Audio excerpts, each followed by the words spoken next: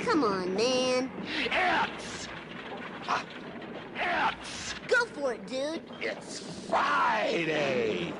Friday! Friday!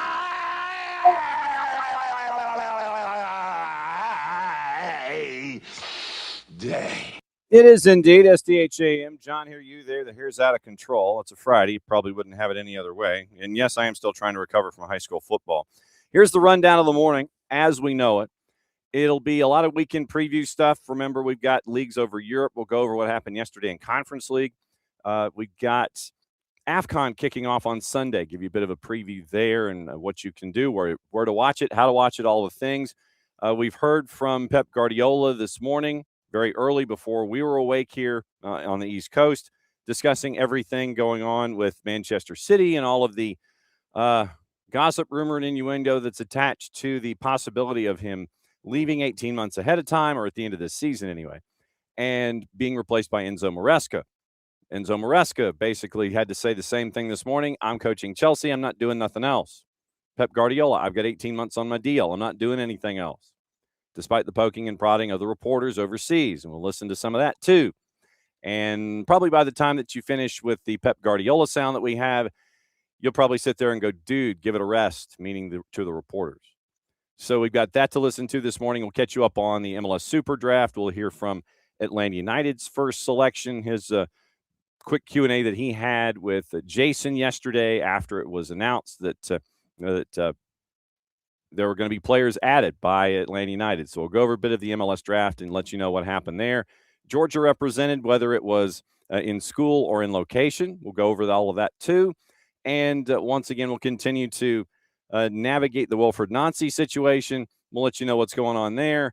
Players are backing Wilfried Nancy, but pretty much anybody that they put a microphone in front of that's got a beef is sitting there and going after 4 matches in 15 days where players are trying to adjust to what in the wide world of sports is going on with Wilfried Nancy. Yeah, you're still getting all that punditry and all that silliness. So we'll get into that as well. Whatever's on your mind this morning, we'll get into that as we go here on a Friday at 10 o'clock. We're going to be joined by the new chairman of the NPSL, Steven Wagoner. He'll be traveling, so I don't know if he'll be in an airport or where he'll be, but we're going to try to catch him really quickly, find out what it's going to be like for Steven to be in charge of the NPSL heading into their 2026 season, the challenges that he sees, why he took the gig, all the things involving the new chairman of the NPSL. So we'll get into that with Steven Wagoner coming up in just a little bit, 10 o'clock once again. And he was elected chair. And so we'll get into his involvement once again. Some background on him. He's been involved with the league really for 12 years. First with DC United U23 NPSL team. He's been with Virginia Beach City in the Mid-Atlantic Conference. And so he's been a bit of the board of directors for the NPSL over the last decade, regional board, corporate treasurer, now chairman of the board. And so founder of America Investment Management, private asset management and advisory firm focused on opportunities across sports and entertainment and real estate. Back in 2010, he co-founded Nexus Street, a business development services firm, and he's an executive board member there. Also founder of the Major League Development Association, sports management firm that operates soccer clubs and oversees pre-pro academy and youth development programs. He's got a B license and United Soccer Coaches Premier Diploma. And so summa cum laude at William and Mary and BS from George Mason. And so we'll find out what's on his mind, why he decided to take the gig, and what he sees in the NPSL here in 2026. So we've got that this morning to lay it all out for you. And so then we'll prep you for everything heading into the weekend.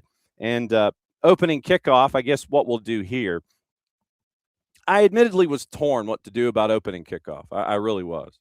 And, in trying to figure out what to do, I figured what we would do is look at the continuing saga of Wilfried Nancy. And he now officially has the board of directors. He's got the okey doke. He's got the vote of confidence. And so we'll see where it goes from here.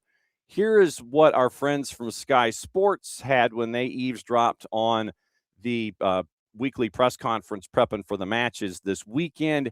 Here's the latest rundown, and you get to hear from players who are put in front of microphones, and they want to learn from Wilfried Nancy. They want to be there, and they want to make sure that everything continues to go forward with Celtic. So here's the latest with Wilfried Nancy and Celtic. And if Jarrett drops in an hour number 2, we will certainly talk to Jarrett about it. Because like I said, I cannot wait for the opportunity for Jarrett to discuss everything that's going on, because I'm just going to sit back. That's how mad Jarrett is right now. But here's the latest with Wilfried Nancy, courtesy of our friends at Sky Sports News. Board at Celtic have given their full backing to new head coach Wilfried Nancy, despite him losing all 4 games since taking charge. The pressure is mounting after losses to Hearts, Roma, St Mirren and then Dundee United in his first 15 days in the job. It's Celtic's worst run since 1978. Well, Nancy has also received support from one of his players today. Paulo Bernardo says the team needs to stick together and adapt to the new system. Some Celtic fans have already lost patience, although there is some sympathy for the situation that the new man has been thrown into mid-season. We need to change it. It's on us. We need to find a solution, like to win again, and the levels of confidence will rise again. And we know that we are the best team here, but we need to prove it. We're in a scenario where there are fans chanting against the manager after 4 games. What's that like as a player to hear and experience? The fans suffer with these losses. It's not easy for them. They dedicate their lives probably for this club, and they want the club to be on the top level. Are you all fully still behind the manager? Are you buying into what he's trying to do? Yeah, of course. We are trying a new system with this new manager. We need to adapt. He believes in if this system is the best one that we can get. So we need to buy that and try to be. And so there's the Paulo Bernardo, and breaking everything down from their perspective, from the players' perspective, with Wilfried Nancy getting the vote of confidence coming in this morning for his time at Celtic. Quick breaking news. Let me go ahead and hit the sounder here, because we got to keep an eye on this going forward. And on Monday, when Bart comes in, hopefully we'll get a little bit of perspective on this. Maybe we're going to hit. There it goes.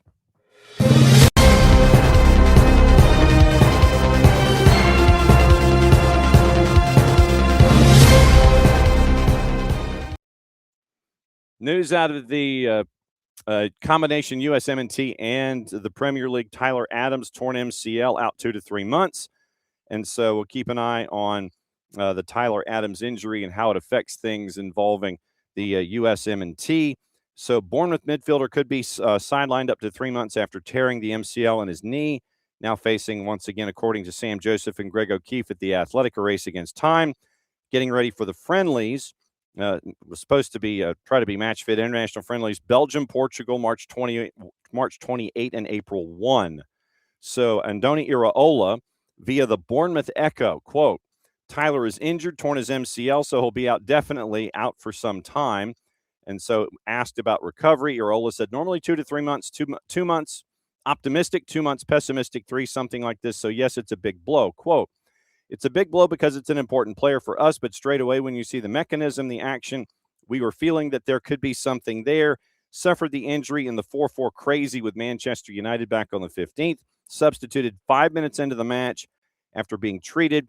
replaced by Alex Scott, blocked a shot from Mateus Cunha.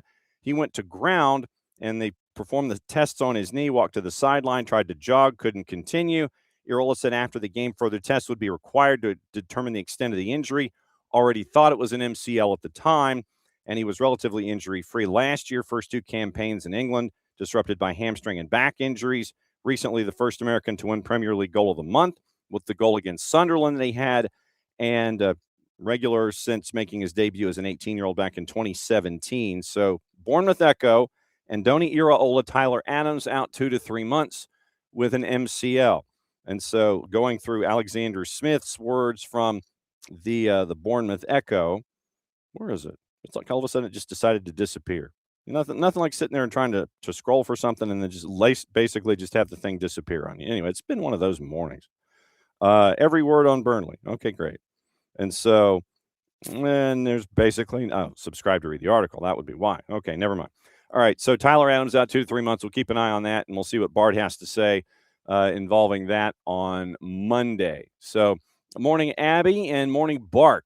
Yeah, and Bart goes, yeah, Manchester United's woes are even seeping into other teams now. Absolutely true.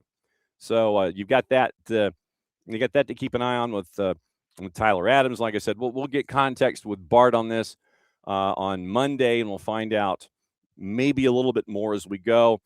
Well, I mean, yeah, Bart after maybe 10:30, if you want to drop in today, that wouldn't necessarily be bad. So after our interview with Steven Wagoner at 10 o'clock, when that fades about 10:20, 10:30 or so. So after Steven Wagoner, how about that? Nothing like doing live booking during a show. So after Steven Wagoner, hour number 2, looks like Bart's going to come in to discuss the breaking news about Tyler Adams. So there you go. So we'll have an update today, and then we'll do it again on Monday and kind of give it a wider context. All right. Well, since we're here, we'll get into everything in the Premier League. And so, like I said, this weekend we've got Premier League, we've got stuff in Europe, we've got AFCON to get into, and we'll give you your previews there. Once again, remember, Steven Wagoner, the NPSL, is going to join us at 10 o'clock, and we'll go through everything there. And apparently Bart Keeler from the SoccerForUSPod is going to drop by at 10:30, and we'll break down everything there because we've also got the NWSL stuff to get into where you still have 2 groups that aren't agreeing. So, Bart, that's your rundown. That's your question and your orders. Should you choose to accept them, once again, 10:30, it'll be Tyler Adams, NWSL, anything else we can think about involving stuff on Bart's mind at 10:30. All right, so let's get into juice boxes, Premier League matchups, and all those kinds of things. Once again, we got AFCON to get into.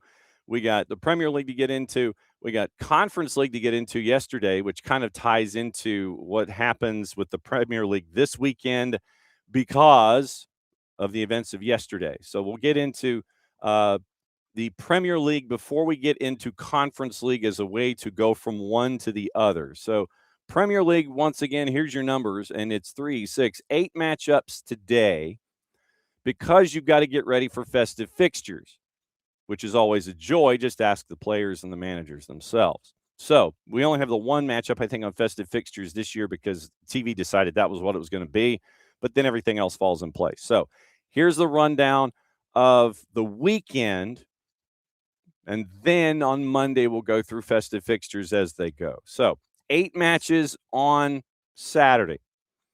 Early game, Newcastle and Chelsea. Newcastle's a slight dog at a plus 179. Chelsea's a plus 150. Draws a plus 250. 10 o'clock, you've got 4.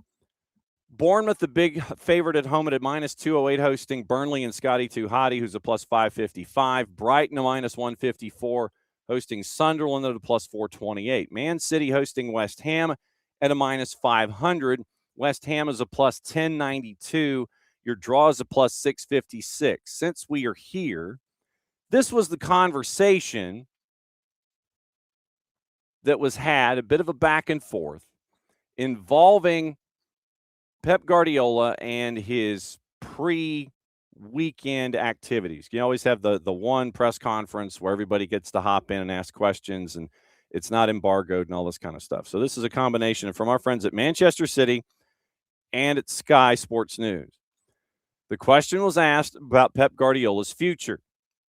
You can hear in Pep's voice as the reporter is trying to tap dance around the question and ask it 19 different ways, even though it had been answered the first time it was asked. And I phrased it like that on purpose. So here's how the question was raised to Pep Guardiola about his future, considering what Enzo Maresca has been asked about his future, and if Pep leaves, Enzo moves over from Chelsea to Manchester City. You can hear the exasperation rightfully in his voice. Once again, Pep Guardiola from this morning. Well, the last 3 or 4 years, every time in a certain period, ask me about that question. So, yeah, sooner or later, I don't know, with 75 or 76, I will quit from Manchester City. But I understand that questions when I have an end of a contract, but I have, you said perfectly, 18 months. So I'm so delighted, happy. I was excited with the development of the team and being there. That is only I can say. So, but, you know, that question happened every single season at a certain point. So I'm okay. So when I said many times, the club and myself, we are incredible connected, and in terms of the decision what we have to take, and when it's going to happen, it's going to happen. What considerations do you give in those discussions? Because obviously there are some managers who say, for example, I'm going to leave at the end of this contract in the summer, and that has an adverse effect on performances in the players. You have so much history, so much affection for this club. What considerations do you have to bear all of that in mind alongside your own decision? It's because the problem is that there are no discussions. End of the subject. There are no discussions. But they will come at some point. Yes, yeah. I will not be eternal here, but I said in my second season here, my third season, I will not be forever. Any of us will be forever in this world. So, but it's not discussions. So when it's going to happen, it's going to happen. Of course, the club must be prepared for everything, for the players, for the CEOs, except the owners, that they are here, except they decide to sell the club. That is not, I think, it's going to happen. The rest, you know, the club have to be prepared, but it's not, you know, in that subject, it's not on the table right now. The City fans will want me to ask if you plan to be here at the start of next season. So, do you plan to be here? I answered that question the two questions before. So I'm here. So yes. So I'm here. What's going to happen? Who knows that? Who knows? But even if I have 10 years contract or I have 6 months contract, so football changed a lot. So now I'm focusing West Ham and go a few days with my dad, and that's all. So, and come back Nottingham and Sunderland and Chelsea and Brighton and all the stuff that we have ahead of us. Have a great Christmas. Thank you. Merry Christmas to you. Pep's over it. And I would be too. I mean, legitimately. As much as I'd like to say I'm Pep Guardiola, Manchester City manager, that is not correct. Hang on just a second. Let me dump out of there. But legitimately, he says what he says. And this is why there are times where, and it's not just a Premier League thing, where I can understand why folks are exasperated in positions of power in athletics when you have folks continue to ask questions and they try to dance around an answer, try to go with the semantics of the answer and parse the thing through.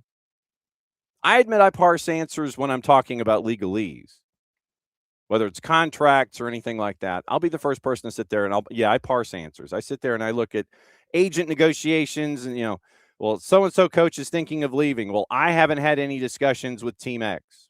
Well, that might be true, but that doesn't mean that your agent hasn't. I will admit that I parse those kinds of things on that side of the aisle. But when you have folks continue to ask, so you leaving? No. But you said this, I'm not leaving. But you said this, but I'm not leaving. Literally. And you heard how exasperated Pep Guardiola was after having to answer the question for the third time in that discussion. And by the end of it, when he says, yeah, I'm going to go spend a couple days with my dad, and then apparently the reporter got his 2.5 minutes, and he's happy, and happy Christmas, and Merry Christmas to you. You could tell Guardiola was over it. Probably over it after halfway through the second answer. and having to tap dance with a reporter over an idea of, I said this. No, I said this. And so literally he has to go through it for 2.5 minutes, and then he finally, the reporters finally, I guess, figured out, well, the fans want me to add. No, just say I want to ask. The fans would be disappointed if I didn't. Just say, look, I got to ask. Don't sit there and go, well, the fans want me. No, you need to you're the one that wants to ask the question. And I don't know, maybe I'm still recovering from high school football, as it says right here, but it's just, my leash on questions and questioning is really short right now. Somebody says something, 9 times out of 10, it's a question that you have to ask. I get it, just to get the answer on tape. You got the answer on tape. Then you decided to do a follow-up and a half, trying to parse through the semantics of an answer. Legitimately, there are times where there are press conferences that I will watch, and you sit there and you go, man, I don't know how you made it through that without, banging your hand on a table or something like that. A lot of folks, they have better self-control than I do. And I admit that there are times where you sit there and you're looking at a press conference, from wherever, and you're going, questions asked and answered, counselor. Asked and answered, and they continue to go down that road. When you know what the answer is, and you think you're going to try and trip up the guy by asking the question as a follow-up or something like that. No, the fans are going to want me to ask this question. No, you want to ask this question. Don't spin it off that way. The fans, fine. You want to ask this question. Look, just change it up. I got to ask. I got to ask as a follow-up, X, Y, or Z. So I guess in opening kickoff this morning, what I would request, just be good listeners. Kind of listen through the noise. Listen through folks that want to ask questions with microphones for the sake of asking questions on microphones. Just listen through the noise. That's my request. Every single time we have press conferences and things like that, just listen to the answers, listen through the noise. And I'd like to think that we have done a pretty good job of analyzing stuff as we go. To sit there and and that's why we have 2 hours every day, because we can sit there and go, okay, let's take this, let's build on it, let's work through it. You know how I always sit there and let's workshop through things. That's why we have this space. And so as a part of it, I'd like to think that when we are all in this, and then I learn as much from you, hopefully, I learn as much from you guys in our back and forth as I do in other interactions. But I'd like to think that when we see these kinds of things, we know what they look like. It's a reporter that wants to ask a question. Don't sit there and say, well, the fans are going to want me to. No, you want to ask the question. 2.5 times over. So just, when you have things like that, understand it for what it is. Take the chunk, listen to it, and put it off to the side. With Maresca possibly leaving, with Guardiola answering questions, I don't know when this started about, well, Pep might be leaving. Well, yeah, you kind of ask this every single time around the holidays. I don't know if you're trying to just come up with questions at this time or what, but this seems like a yearly thing, considering that everybody's like, oh, how much time's Guardiola got left on his deal? Is he leaving? Is he tired of it?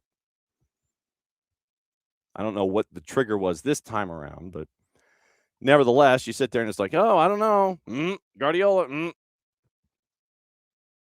It seems like you run out of news that you want to ask about, and so you bring up this topic again. Like I said, I don't know what the trigger was this time, whether it was someone at Chelsea asking about Maresca and Manchester City, or if it was someone asking at Manchester City, and then, we got to go ask Enzo Maresca about it. And Enzo Maresca is like, nah, Not focused on that. So like I said, I don't know where the back and forth started this time around. Seems to be a yearly occurrence involving Manchester City. If there's at the least amount of struggle, at the least amount of struggle, is it going to be it for Pep Guardiola at Manchester City? All right, so just let's talk about struggles for a second. So things are struggling so much with the Premier League table right now, with Manchester City, that things are just so off the rails that Manchester City is 2 points behind Arsenal in second place. Right now, it's Arsenal, City, and Villa. I mean, good on Unai Emery for being third in the table right now. Then there's a bit of a gap, Chelsea, Crystal Palace. So that's your top 5. But things are just so off the rails right now at Manchester City. Pep Guardiola, I guess, he has to think about his future. They've only drawn once in their first 16. They've won 11, same as Arsenal. Scored 8 more goals than Arsenal. So obviously we have to ask Pep Guardiola about leaving because things are just so out of control. Things are just so out of control right now. I didn't get a harumph out of you. 4 out of 5 they've won. West Ham's next on the board. Festive fixtures. Hooray! But yes, things are so off the rails right now that you've got to ask Pep Guardiola, hey, you leaving? Ugh. All right. Well, like I said, just listen. I try to be a good listener in these kinds of things and understand the news peg idea. Sometimes there is no news and you're just asking a question to fill up space. Ooh, shiny object. So then we have to get the other side of the shiny object. Once again, I think that's where we are. Not giving the season any kind of a benefit of the doubt. And so you got to come up with something. So what are we going to talk about? Oh, it's that time of year.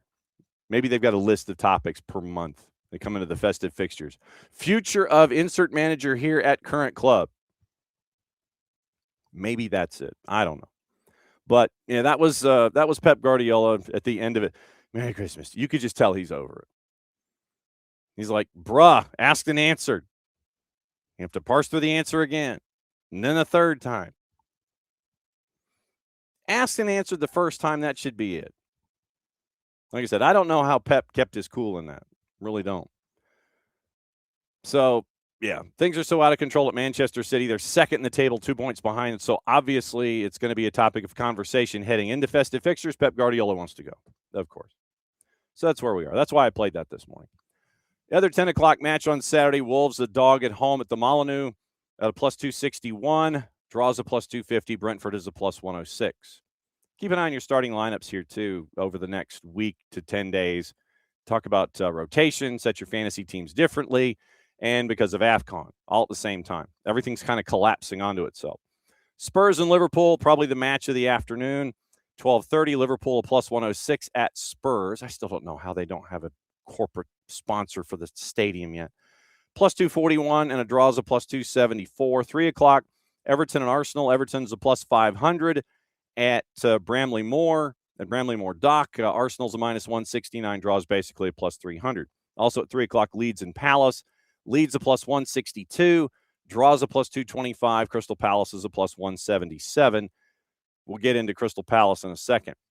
Sunday, the one match at 11:30, Villa and Manchester United. Villa's a plus 110, draws a plus 263. Manchester United a plus 237. And then Monday Night Football is Fulham and Nottingham Forest. Fulham's a plus 145, draws a plus 229, and Forest is a plus 198. Remember, there is no match on Christmas. You just have the one on Boxing Day, which is Friday. Manchester United, Newcastle, 3 o'clock. So, once again, you get through Monday Night Football. You don't have anything through Christmas. Then you've got Boxing Day, just the one. Then it's a full Saturday and the 2 matches left on Sunday to start your week all over again. So Friday, Saturday, Sunday. Boxing Day, Saturday, Sunday after what happens with Monday Night Football. Now, standings. Once again, we got into the first 5 And obviously the wheels have come off at Manchester City that they've won 4 in a row and they're 2 points back. So that means that Pep Guardiola's done. Arsenal, City, Villa, Chelsea. Palace is 5th right now, and they had a 2-match win streak snapped last time out. They're at 26 points ahead of Manchester United on goal difference. They're also ahead of Liverpool on goal difference, who's ahead of Sunderland in goals scored. So you have 4 teams at 26 points. That gets you 5 through 8. Everton, 24 points, had a 2-match win streak snapped themselves last time out. They're at 24. Brighton's at 23. They've only got 1 point in their last 3 matches. Spurs at 22. They've hit each column once in their last 3. Newcastle behind on goal difference. They had a 4-match unbeaten string snapped last time out. Bournemouth's 13th at 21 points, 2 draws. Actually, they only have 3 points in their last 5 matches. Fulham is at 20 points, and they have 1 more goal scored than Brentford. Forest right now is at 18 points. Leeds is at 16 points. They're unbeaten in their last 3, 2 draws and a win. West Ham's at 13. Burnley is at 10 points. They've lost their last 5. So have Wolves. Wolves in 16 matches have only scored 9 goals. They've also given up 35. Wolves are on track to have one of the worst seasons ever in Premier League history. So that's the rundown of where you are heading into the weekend. Oliver Glasner now at Crystal Palace might be stuck playing 9 matches in a month because they didn't get it done yesterday. So yesterday in Conference League, just to let you know, so results, and we'll get into the standings. Once again, top 8, they get to see everybody else go, take it out amongst each other. Larnaca wins, Athens wins. AZ Alkmaar and Jagiellonia Bialystok at a plus 438. Celje and Shelburne drew at a plus 465. Crystal Palace and KUPS drew at a plus 426. Once again, we'll go over the standings in a second. Dynamo Kyiv wins over Noah, our friends from Armenia that we learned about last time on the Roods. Lausanne, winner at a plus 221, beat Fiorentina, who came to Lausanne on the road. Legia Warsaw, maybe they're turning things around, but they were also playing Lincoln Red Imps. Got a big win yesterday, 4-1. Mainz, a winner at home. Rakov Shostakova, a winner. They were favored on the road at Omonia Nicosia. Rayo Vallecano, big win. They were favored. Shakhtar, draw at a plus 242 with Rijeka. Shamrock Rovers win at home. Lech Poznan win as a favorite on the road. Slovan Bratislava, they were a slight dog at home. They won. Sparta Prague shuts out Aberdeen 3-0. You don't hear the same kind of furor, or maybe you do. It might be just be quiet.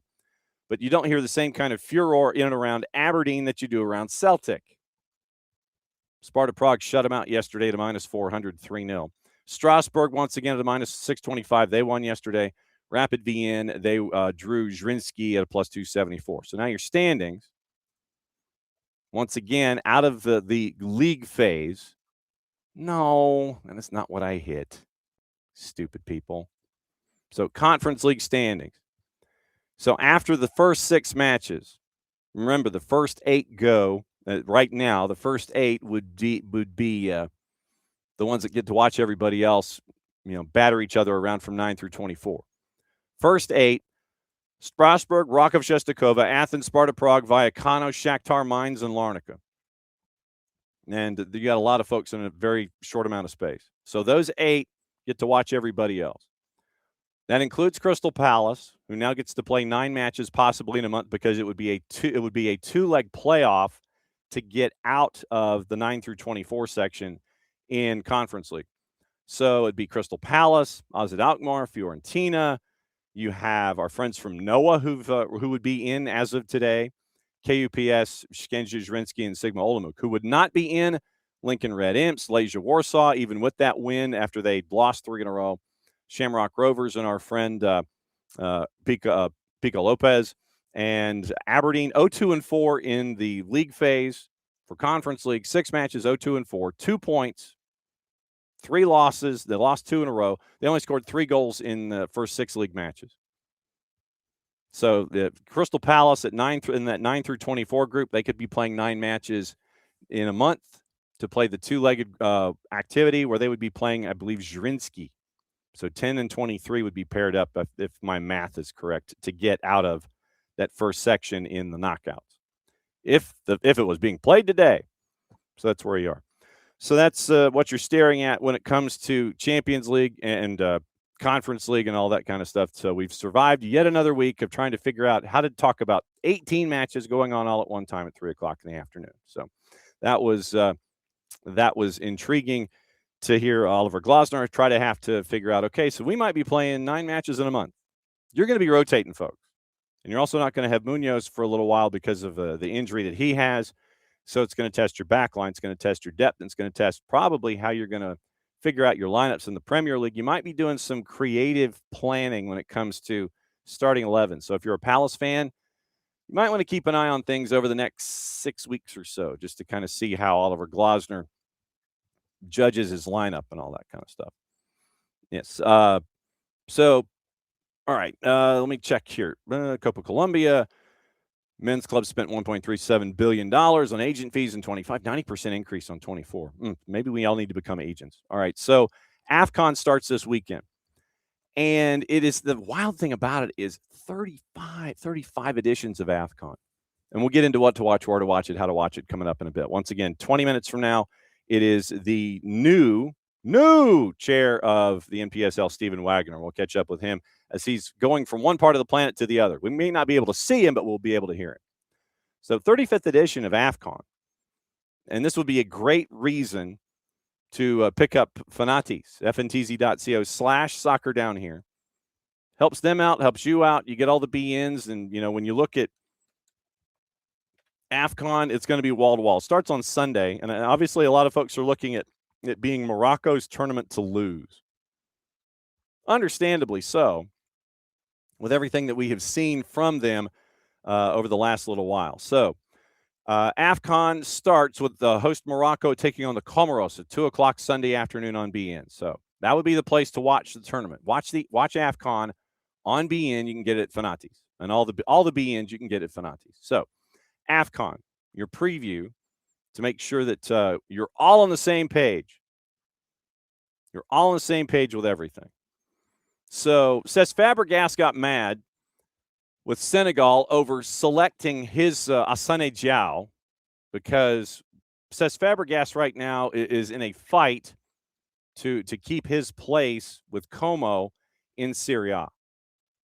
And so understandably, for as long as they're in the tournament, unless something happens, Cesc Fabregas is going to be shorthanded. By the way, KCD is in Como with Heather O'Reilly. And so if you follow her on social media, you can see their trip to Como and everything. But Como is at Lecce, and that is next Saturday.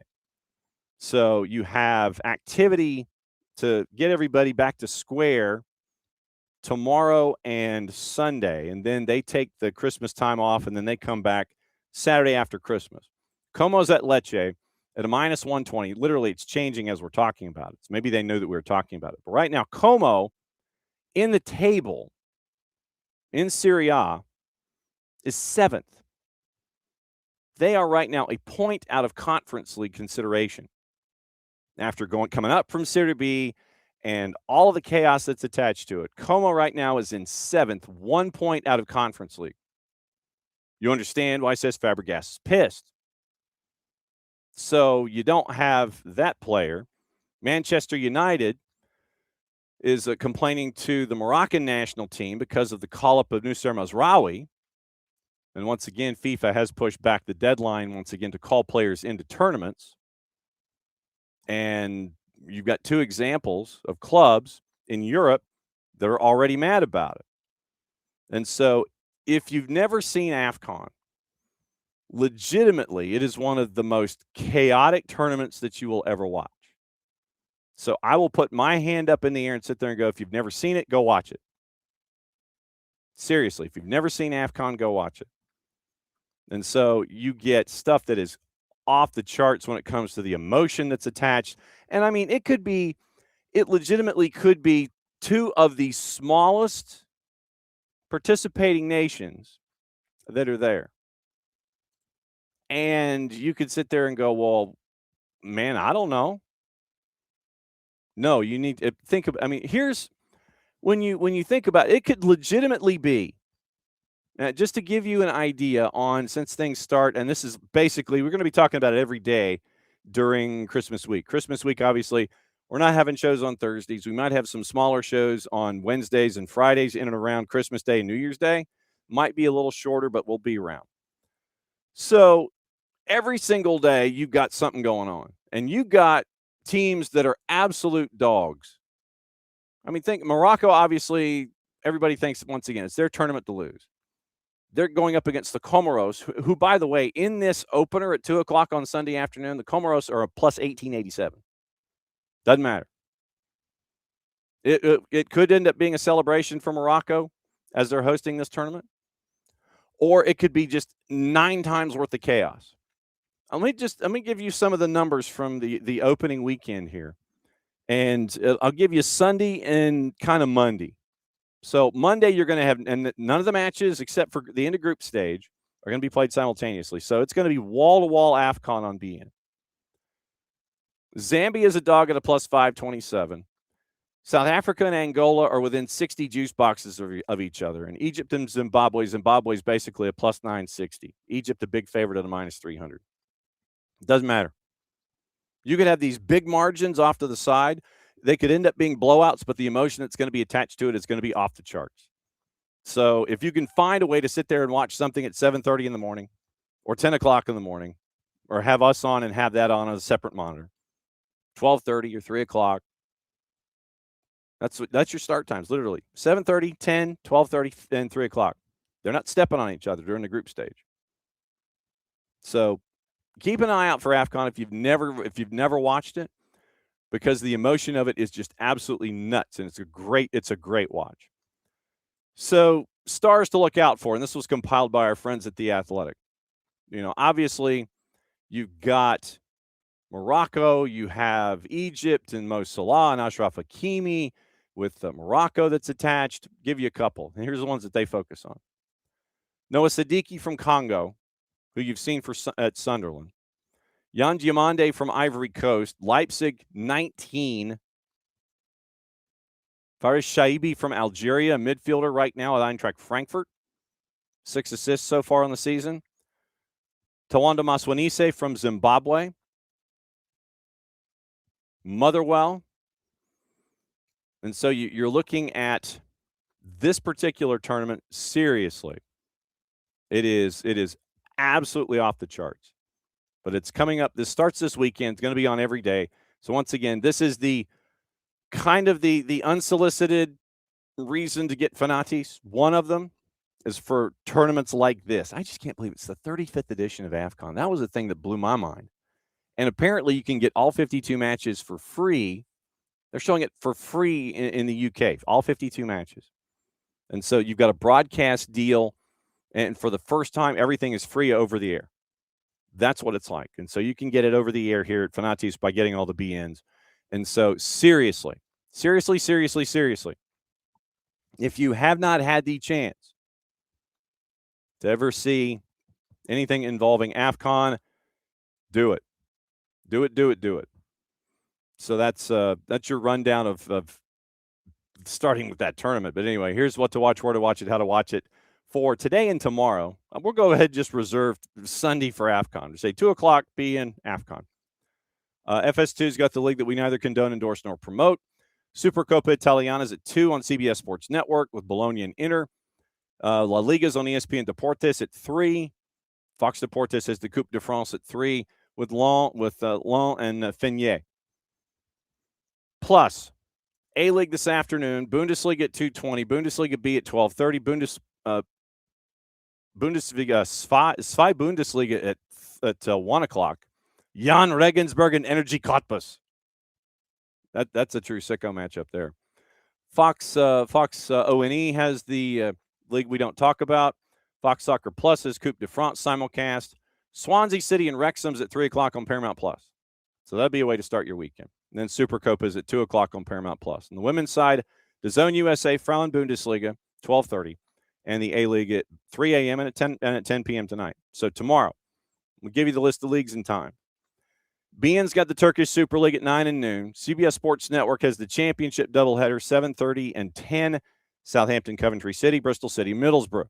NBC starts wall to wall. Big NBC's got Spurs and Liverpool at 12:30. Triple header on USA. 7:30, 10. They duck out to big NBC, come back to Leeds and Crystal Palace at 3. Be it an Espanol simulcast your Super League. ESPN Deportes triple header, 8, 10, 15, and 3. Real Madrid's at 3 o'clock. Celta de Vigo's at 8 a.m. Fox Deportes tomorrow. French Cup doubleheader. St. Mar Lusitano and Lille. Morning, David. Morning, Catalucci. St. Mar Lusitano. I've never heard of them. And Lyon Duchère and Toulouse. I've never heard of Lyon Duchère. I've heard of Olympique Lyonnais, but not Lyon Duchère. That's at noon. 12:30, the league that we don't talk about. Serie A at 2:45. Universo, the same triple header being simulcast from USA. Telemundo's got Newcastle and Chelsea at 7:30 tomorrow morning. Golazo, doubleheader. Preston North End Norwich at 7:30. QPR Leicester at 10.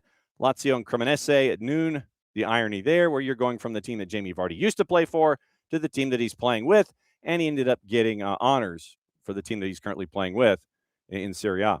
ESPN Plus has A-League, Eredivisie, 6 matches in the Bundesliga, 4 in Bundesliga B, 3 Bundesliga at 3, 8 and 10:30. La Liga, quadruple header, La Liga Dos, Huesca and Racing Santander. That's also on the board. Fox O&E has Serie A, Serie B, French Cup, and the league we don't talk about. Fox Soccer Plus has Serie B and the French Cup simulcast. NBCSports.com has the 3 games that USA is not doing. Paramount Plus has 3-6 in the English Championship, 1 in League 2 with our friends from Walsall, 7:30. So if you're up early tomorrow morning, Notts County and Walsall, keep an eye on that.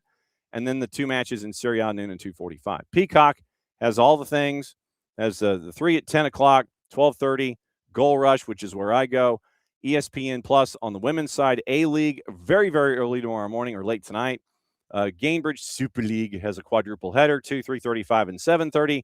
And that gets you into Sunday, which is AFCON, Scottish Premiership, Hearts and Rangers, Villa and Manchester United, Comoros and Morocco at 2 o'clock, quadruple header on La Liga, Fox Deportes, French Cup, Serie A, Brazil Cup at 4 o'clock, Vasco da Gama and Corinthians, underrated. Saudi Pro League, 12:30, yeah, whatever. Telemundo simulcasting your Premier League match. Golazo has your triple header in Serie A. ESPN Plus, Eredivisie, Bundesliga B, John, that's how you say it. Drei Bundesliga at 10:30 and 1:30. La Liga quadruple header at La Liga 2 at 8 a.m. Fox O&E, 4 French Cup matches, Serie A, the league we don't talk about, Brazilian Cup simulcast, Fox Soccer Plus, triple header French Cup, Paramount Plus, Serie A quadruple header starting 6:30 Sunday morning. Not watching that one. Scottish Premiership, Hearts and Rangers, Villa and Manchester United, and the A-League at 4 a.m. on Sunday. So that is what to watch, where to watch it, how to watch it. Good night. There's a lot to watch. There's a lot we'll talk about, obviously, as we go on Monday. So like I said, Monday, since we were talking about next week, deal is will be normal Monday, normal Tuesday, normal Wednesday, although I will probably be in a hotel room getting ready to celebrate the holiday. I think we're in a hotel room starting on Tuesday night. And then Wednesday will be from a hotel room. We'll obviously have Nico on at 10:30. Thursday, obviously, no show. Because we want you to celebrate with your family. We want you to spend that time with your family, as we will as well. And then once again, Friday, Nino's going to be with us at 10 o'clock. So we'll have something going on Friday, the 26th, on Boxing Day. We'll find out about everything. We'll find out what was under the tree for all of you guys and everything there that was attached. So normal Monday, normal Tuesday, normal Wednesday from a different location. No show Thursday, Boxing Day. And it'll be the same the following week to end the year. There'll be obviously no show New Year's Day, which is a Thursday. And so normal Monday, the 29th, normal Tuesday, the 30th, Christmas Eve, New Year's Eve Day, the 31st, will be normal there. Nothing Thursday on New Year's Day. And then back on January 2nd of 26. So next 2 Thursdays, we won't have anything. And I know that a lot of you ask about your friends from Beyond Goals Mentoring, and Greg is traveling the planet right now. I think he was heading to San Diego this morning. So when 2026 comes back around, I think that obviously we're used to seeing them on Fridays. It's the day after holidays, so it would be like Boxing Day and, January 2nd, things like that. So they're traveling for the rest of the season. So we'll catch back up with them in 2026. So that's your rundown of all of the things that are drifting in and around our universe, and that's our programming. That's our programming grid for the next couple of weeks. FIFA has apparently created the new $60 World Cup ticket category. So we'll keep an eye out on that, and how many of you end up with tickets in that $60 category. Keenan Dewsbury Hall is out of the Arsenal match. Jack Grealish is available. The Australian Federation, I don't know if you saw this, has banned, and this came out just before the show this morning, banned 4 players over match fixing, suspensions up to 7 years, from Colin Miller over at The Athletic. 4 soccer players, including New Zealand international Clayton Lewis, ex-MacArthur FC Parrot Lewis, and Kieran Backus, were handed 5-year bans from the sport, backdated to May 17th when their no-fault interim suspensions began. Lewis, who's 28, and Backus, who's 34, have the option of reducing their respective bans by 12 months if they do 200 hours of unpaid football-related community service, with Australian soccer's governing body saying it would support FA's integrity and education programs. Should they take that option, their respective suspensions would expire in May of 28, when Lewis is 31 and Backus is 36. Rico Danzaki, formerly of Western United, Yuta Hirayama, most recently of Bayside Argonauts, banned from all football-related activities for 7 years, suspension starting on July 1st. Football Australia added all 4 players have accepted their suspensions and will not appeal. Lewis was capped 27 times by New Zealand from 15 to 24, spent the majority of his career in his homeland alongside a 2-year stint at Scunthorpe United ahead of joining MacArthur FC in 2023. Backus represented Australia up to the U17s, Perth Glory and Kaiser Chiefs. Danzaki, a 25-year-old Japanese midfielder, played in the A-League, having a short stint with Motherwell. Hirayama moved to Australia in 2020, spent time at non-professional clubs Western Pride, Brisbane City, and Peninsula Power. And this is one thing that I did not know, and this is Atlético Nacional and the Colombian Cup final with Deportivo Independiente Medellín. So when you watch on Nuestra Tele, you'll see like a DIM logo. That's them. Deportivo Independiente Medellín and Atlético Nacional. 59 people injured, 7 police officers, clashes between rival fans following the Colombian Cup final. Second leg at the Estadio Atanasio Girardot. Violence erupted after the match. On-pitch battle between groups of fans, a lot of them carrying weapons. Rival sets of fans invaded the pitch after the game, cutting short Atlético Nacional's trophy parade. Players evacuating the pitch to the dressing room. And video footage is out there. I haven't seen it yet, showing the extent of the fighting. William Castano, commander of the local Abura Valley Metropolitan Police, said, quote, more than 120 kilos of pyrotechnic material, gunpowder, rockets, and flares seized by authorities after the violence. During the operation, seized flares and bazookas with more than 300 rounds, more than 20 boxes of firecrackers, and other dangerous items. 59 people reported injured, 7 police officers, 1 civilian requiring treatment at a medical center. Many matches in Colombia, according to Colin Miller, do not allow away fans, but the Medellin Derby usually permits visiting allocations. More than 1,100 police officers participated in the security operation, the final attended by over 40,000. And quoting Medellin's Secretary of Security, Manuel Villamejia, he told at Tele Antioquia, quote, those on the pitch behave like criminals and must be treated as such. Here, the security did not fail. What failed was the behavior of those who chose violence. Medellin's mayor posted on social media, they are not fans. They behave like criminals. I'm not going to describe what happened. The images are very clear. 8th Colombian Cup success for Atlético Nacional. All have come since 2012, with the most recent of DIM's 3 Cup successes coming in 2020. 120 kilos. 120 kilos. So 120 kilograms to pounds. How many pounds is 120 kilos? 120 kilos equals 264.5 pounds of explosives, fireworks, and all that. 265 pounds. The fans brought in enough explosive material to make up for a lightly sized right tackle in the National Football League.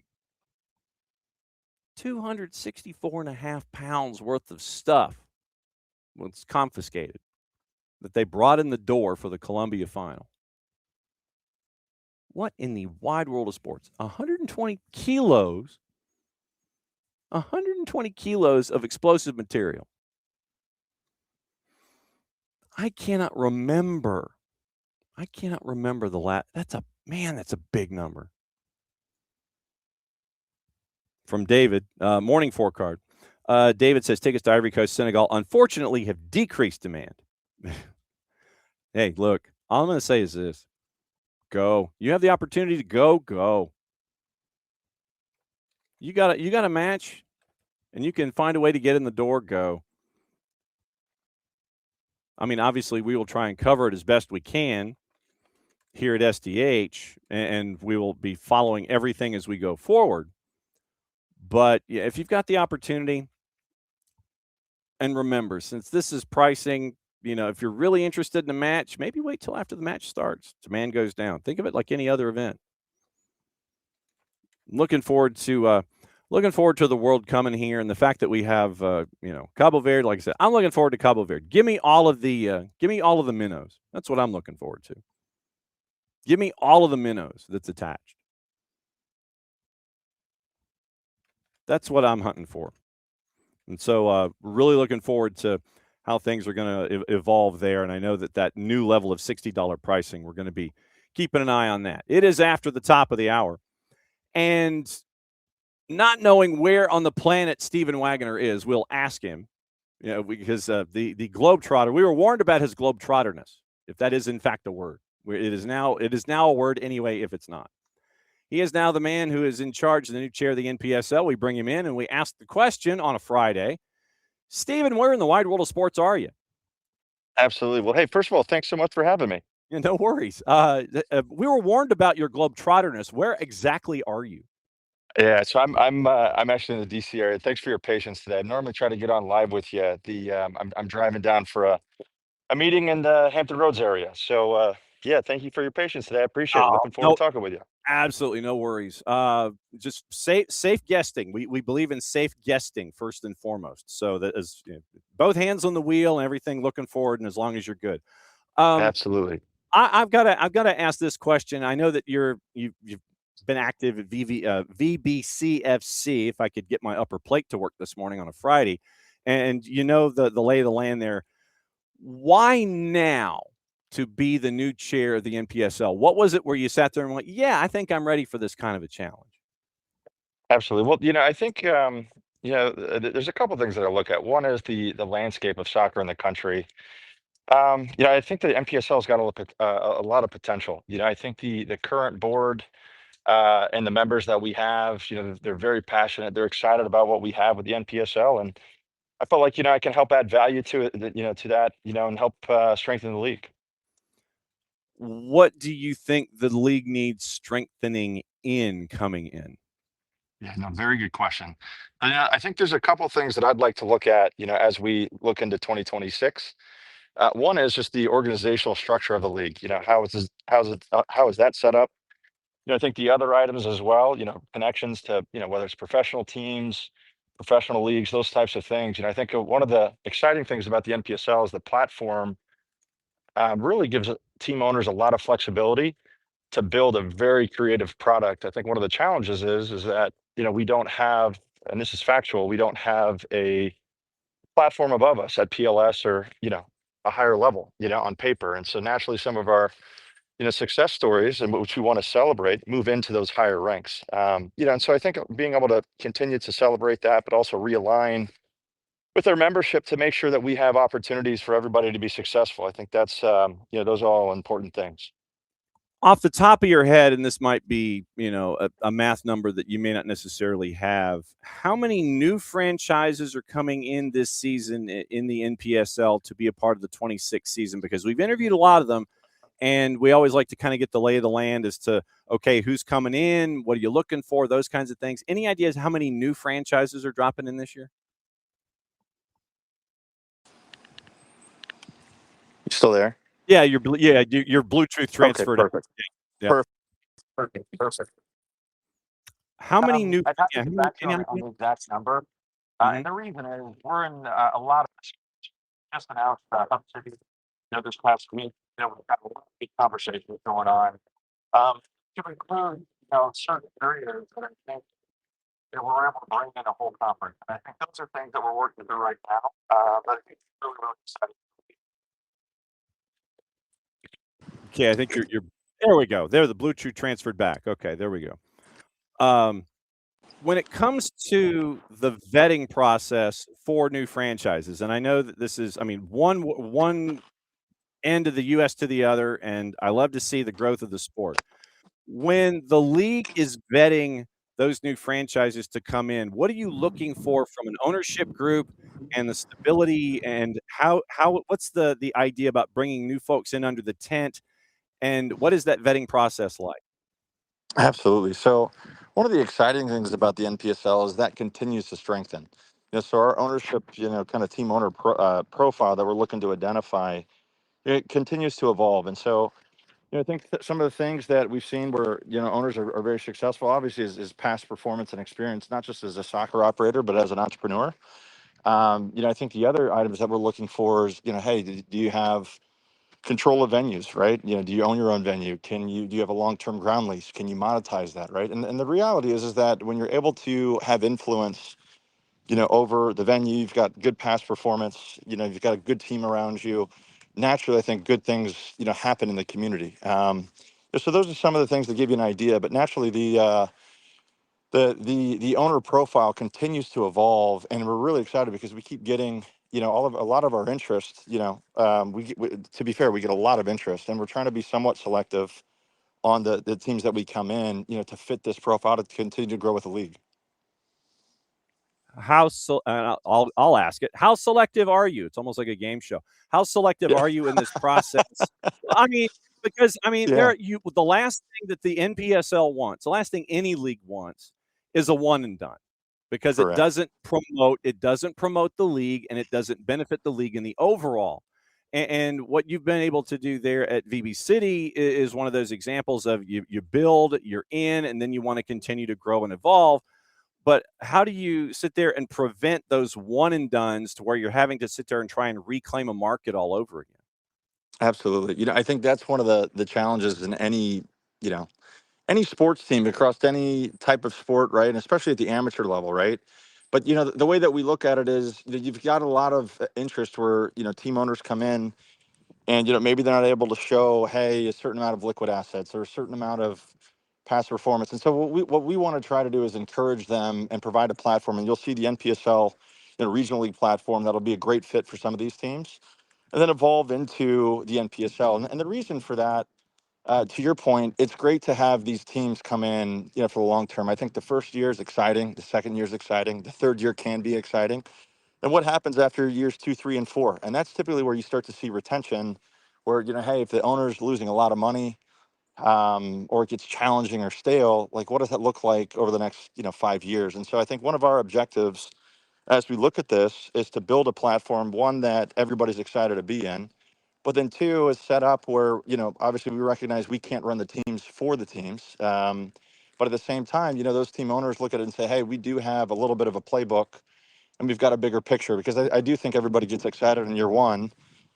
And then naturally it's like, hey, how does that evolve into years, 3 through 5? And that's really what we're looking at. So then that way there's stability in the league moving forward. Steven Wagoner, new chairman of the NPSL, dropping by and hanging out with us here on the morning show. And when it comes to the league roadmap, are there any sections of the country where you would sit there and go, okay, I'd really like for us to grow here. I'd really like for us to solidify here. I'm comfortable where we are here with saturation, because you don't also want to get oversaturated when it comes to demand, even though supply is readily available for the NPSL. I guess this is my Goldilocks question. So, what's too hard? What's too soft? What's just right now? Absolutely. So one of the things I look at, and I think we look at it as a team, right? And we've got some great individuals between full-time staff working on it, and then obviously, regional board members and guys that have had a lot of success, in their markets, working this. But one of the things we look at is, hey, can we get to a certain number? And that for us is 6 to 8 teams in a conference. If you have more, fantastic, but we really don't want to be less than that. So we're not looking to say, hey, we need to be the largest, league in the country. At the same time, we want to make sure that we've got quality in those conferences. And a lot of these areas that I'll talk about, these are just areas that, I could say, hey, there's either a lot of competition in the areas or there's just not a lot of offerings. Example, like the Northwest. That's a great example in the Seattle, Portland area. That's always what I call an up and coming area, and I think can continue to evolve for soccer. The Gulf Coast area, Florida. Those are some areas that naturally, regardless, take the NPSL out of it. It's harder to, have some consistency from time to time based on oversaturation of leagues and opportunities or just not a lot of opportunity. So those are some of the areas, to include Texas, those will be some of the areas that we look at and we say, hey, are there some creative ways to look at this where it's beneficial to the teams and the communities locally, but also an opportunity for the league to place a pretty strong foothold in those areas. At the same time, I know that late in the season for the NPSL, and especially when you drift into the playoffs and go deep into the playoffs, you lose players because they got to go back to school. How much of a challenge is it to navigate, okay, well, what if we slide the schedule so we can keep our rosters? No, we've got to keep the schedule where it is because of, venues and footprint and all this kind of stuff. How difficult is it to navigate rosters and keeping them stacked and knowing that you're going to have players going back to where they were before the season started, even though they created a successful environment in that particular season for the club that they were at? Absolutely. So that's it's kind of a two-pronged approach there. One is obviously from the league standpoint, there's only so many weeks in the season if you're just looking at the college player. I think one of the things that we need to reevaluate, and we've done over the last couple of years, and we'll see this going into this next year, especially with the college landscape evolving. How much are we dependent on just the college player? Or can we have a combination of that? A lot of our West Coast teams, they start early, February, March timeframe.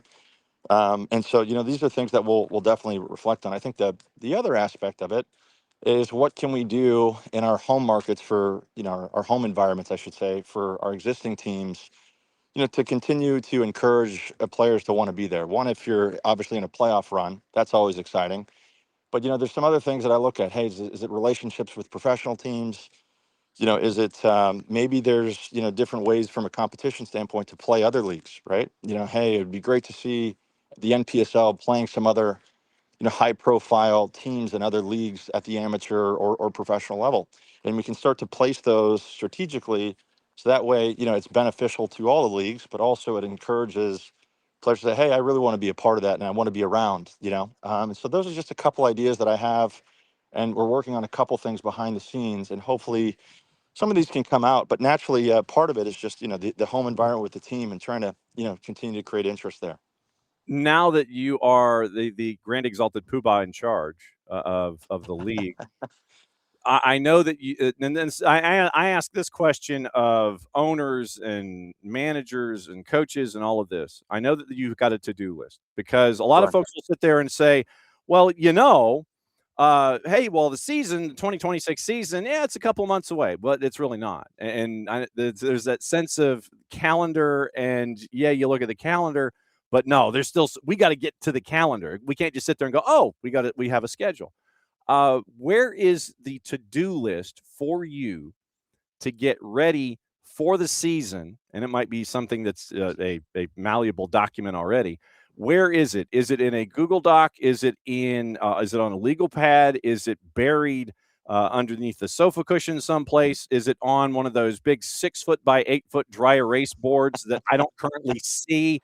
That's got a bunch of different colors and lines and arrows and everything. Where is this to-do list of yours to get ready for the new season of the NP? And what do you think the next thing you can cross off of that to-do list is? Well, I'll tell you what, we got a massive war room, and we're excited about it. No, I'm just kidding. We, here's one of the exciting things, right? We've got a very good staff at the NPSL. I think that's one of our differentiators. And so, not only are they full-time and year-round, but in addition to that, we've already been planning a lot of different things for members. We're in the next coming months, we're going to have an all-members meeting to kind of kick off, this, look at it as a 120-day plan moving forward. We're also going to have our virtual owners meeting. And then, naturally you'll have your logistical items, hey, playoffs and schedules and all those types of things. But also I want there to be, items for, team owners to look forward to. And not just team owners, players, as an example. Hey, why come to the NPSL? Somewhat rhetorical, but why would I want to play here over the summer months, especially when the games evolve and there's so many different options, right? And so these are things that we're looking at, continuously throughout the year. To answer your question directly, we've, I'm one guy, I like to put things on paper. Hey, let's get this stuff going. Let's share it. Let's be transparent. Let's communicate. And so that's one of the things that I think will be really exciting moving forward, is, kind of the leadership style that I have, I think will be, as of right now, I've gotten a lot of good encouragement from team owners and, in the community. And I'm excited to work with everybody, together to make this something that everybody's excited about. So when you have questions yourself, who is on your speed dial to sit there and bounce ideas off of? Who are your bartenders when you got a question or when you just want to sit at a table and sit there and think about things? I tell you what, I can't give you all my secret sauce, but I've got I do have one of the benefits. I've got experience doing this in multiple industries. Take the soccer world out of it for a second, but in the IT world, in the real estate world, obviously in the sports world, we've been around for quite a while.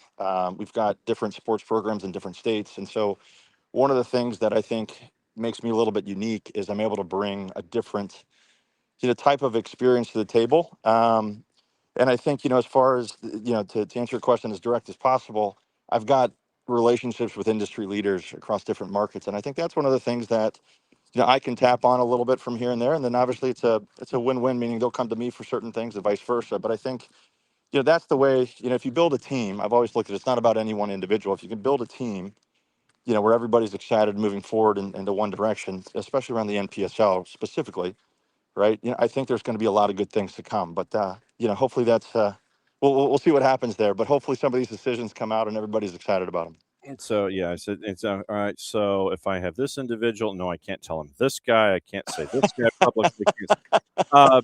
When it comes to the upcoming season and your tenure, what are you the most excited about when it comes to the NPSL in 26? And what are you I'll use the word, but then I'll twist it a little bit. What are you the most concerned about? What is the biggest challenge, do you think, for you and the league going into 26? Absolutely. I'll talk a little bit, from a leadership standpoint in the NPSL. I'll also make it relatable, right? Because I think, I've also been wearing the, as an owner at the club for almost 13, 14 years. I think naturally any challenge there is, how do you continue to stay competitive, right? And how do you continue to be an exciting product in the community? And I think that's relationship building. I'll give you an example. Like at the team level, this past week we've had some great meetings with local college coaches and regional coaches. We're doing a lot of recruiting at this point, this time of the year, right? And then naturally at the NPSL level, we're trying to put some things together. Obviously, it's logistical for the league coming forward, but also in addition, how do we put this together where, there's some other things where team owners like, hey, like I want to be a part of that. And I think that's what you're going to see moving forward. And then I guess locally as well, how do you engage local partners and sponsorships? I'll talk about Virginia Beach for a second. This will be public in the next week or so. We've just engaged on a 4-year title sponsor for our men's senior team. That's exciting, and so they're a local partner. They're a very successful restaurant in the area of Norfolk, and I think that's going to be exciting, in the community. So just if you're wearing both hats here, how do you stay relevant? How do you make it exciting?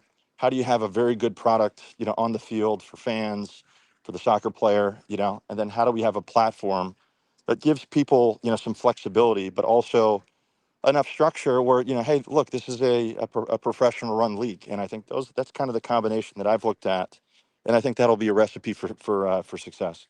Okay, as I sit here and look for restaurants in the Norfolk area, figure out who it is. I'll tell you what, we'll have you in. You can come out. We'll take you out to dinner. Hey, it's up. Look, I mean, if it's Guy Fieri Steakhouse, I'm not going to turn that down. How hard is it to, VB City's been at it for 12 years, right? Yeah, so I would say 2013. We played 2014, then obviously you got one COVID year. So I would, give it at least in that range, depending on how many seasons we'd count. Just with you have one that we didn't have, but yeah, in that range. Yep.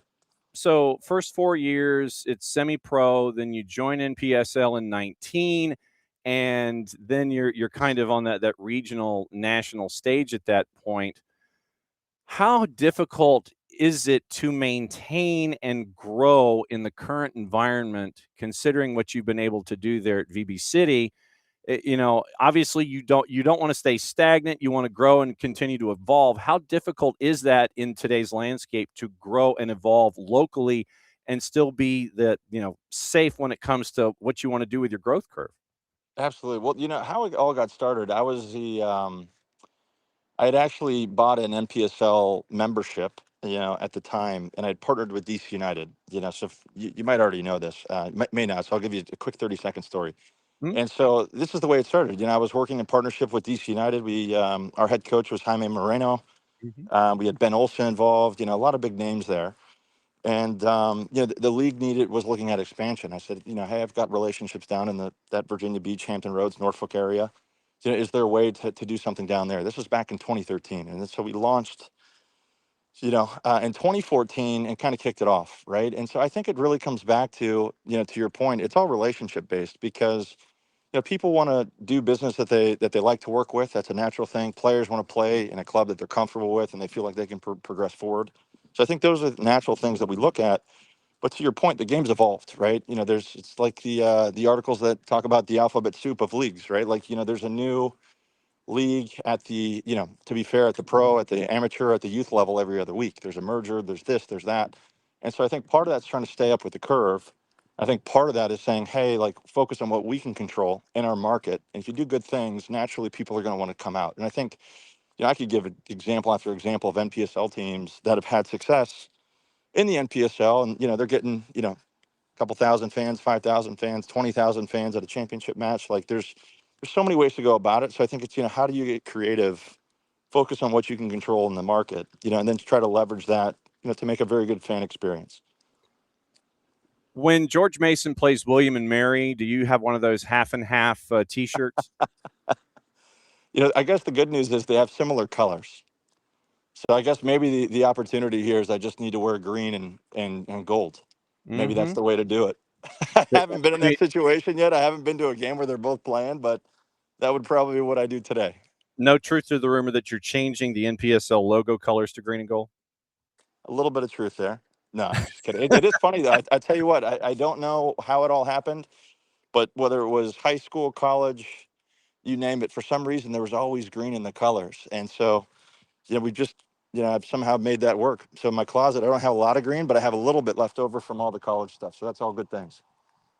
If the NPSL could make a Christmas list for Santa, what would it be? I like that. That's a tough one.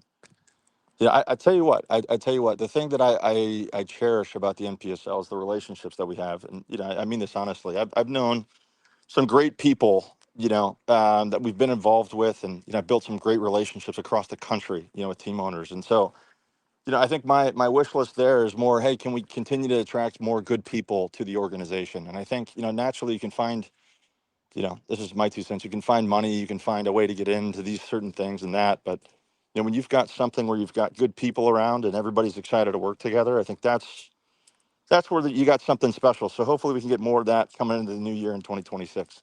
And we're looking forward to hearing from you and everybody else that's attached to the new horizon here in 2026 with the NPSL. The man was elected. He's elected. He is elected now. Elected. He's been a member of the board of directors, regional board member, corporate treasurer. Now he's chairman of the board. Steven Wagoner, selected chairman of the league for the NPSL. Cannot thank you enough for dropping by, especially as you're trying to conquer the planet and make sure that that everything is in the order that it is supposed to be. Do not be a stranger. If under any circumstance there's any time that you want to sit there and go, yeah, yo, Nelson, I got something I got to get off my chest, you know where you can do it. Can't thank you enough as you're racing around there trying to figure out things, getting ready for the Christmas holiday in 26. Don't be a stranger, my friend. Great to have you here on the show, and we'll catch up with you soon. Absolutely. Well, hey, thanks again for having me. I definitely enjoyed it, and I look forward to, building a relationship with Good deal. yourself. Thanks There we again. go. There goes Steven Wagoner. He's the new guy in charge. He is the major domo now as the chairman of the NPSL. And great to catch up with him. And thanks to Gary Moody and everybody at the NPSL for having us broker that. Like I said, Gary reached out to us and he's like, okay, hey, Steven Wagoner, he's the new chairman of the NPSL. Can you have, do something with him? I said, well, how about now? And so, yeah, Gary was like, sure, but he's going to be traveling. So, you might not be able to see his face, but you'll be able to catch up with him. And as you could tell, as you're conquering the planet like Steven is, sometimes Bluetooths go in and out. But anyway, Wagoner was elected as chairman of the NPSL all of 3 days ago. So we catch him 3 days on the job. And so that was kind of our Q&A, is to find out where he is and what's on his mind as he's getting ready for everything in the NPSL. Because as much as we sit there and we go, yeah, the season's over there, when we have all these 1v1s and we're catching up with folks that are attached to all these new franchises, and there's another new franchise that's drifting in Hub City, and they are going to be in the Frederick, Maryland area. And so we're going to be catching up with Hub City in just a little bit and find out what they're looking forward to when it comes to the NPSL. And the Black Roses, it's a great logo, by the way. And so we'll catch up with them and find out what's going on and what they're looking forward to in 2026, because once again, they're going to be now I'm sitting here and I'm looking at the map and everything as to where they are. And so Mike Callis Stadium in Hagerstown, Maryland. So they're going to be in Hagerstown, Maryland. That's where they're going to be based. And so we're going to catch up with Hub City, the Black Roses.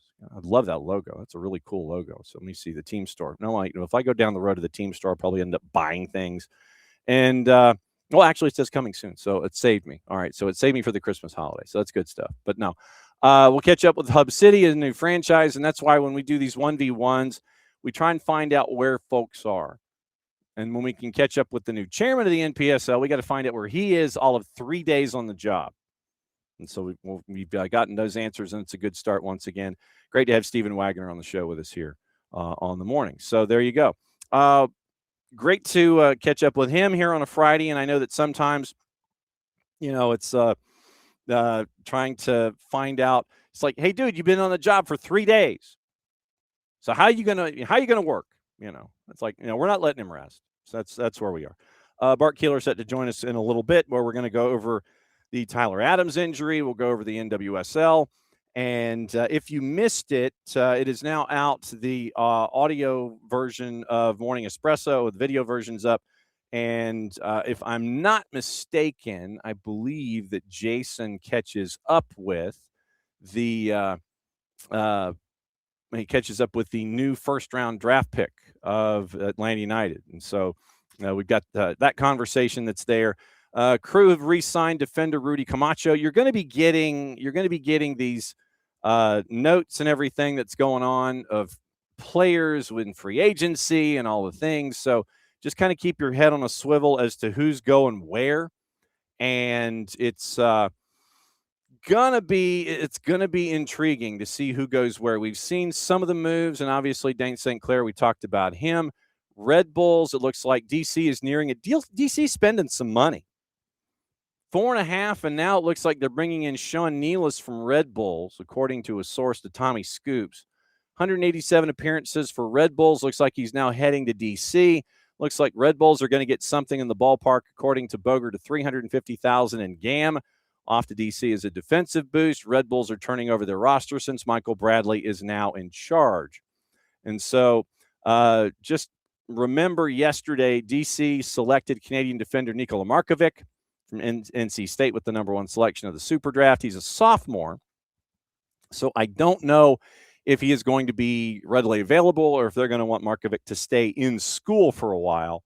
And we'll find out what's going on. All right, so hypodermic piling 2, not happening.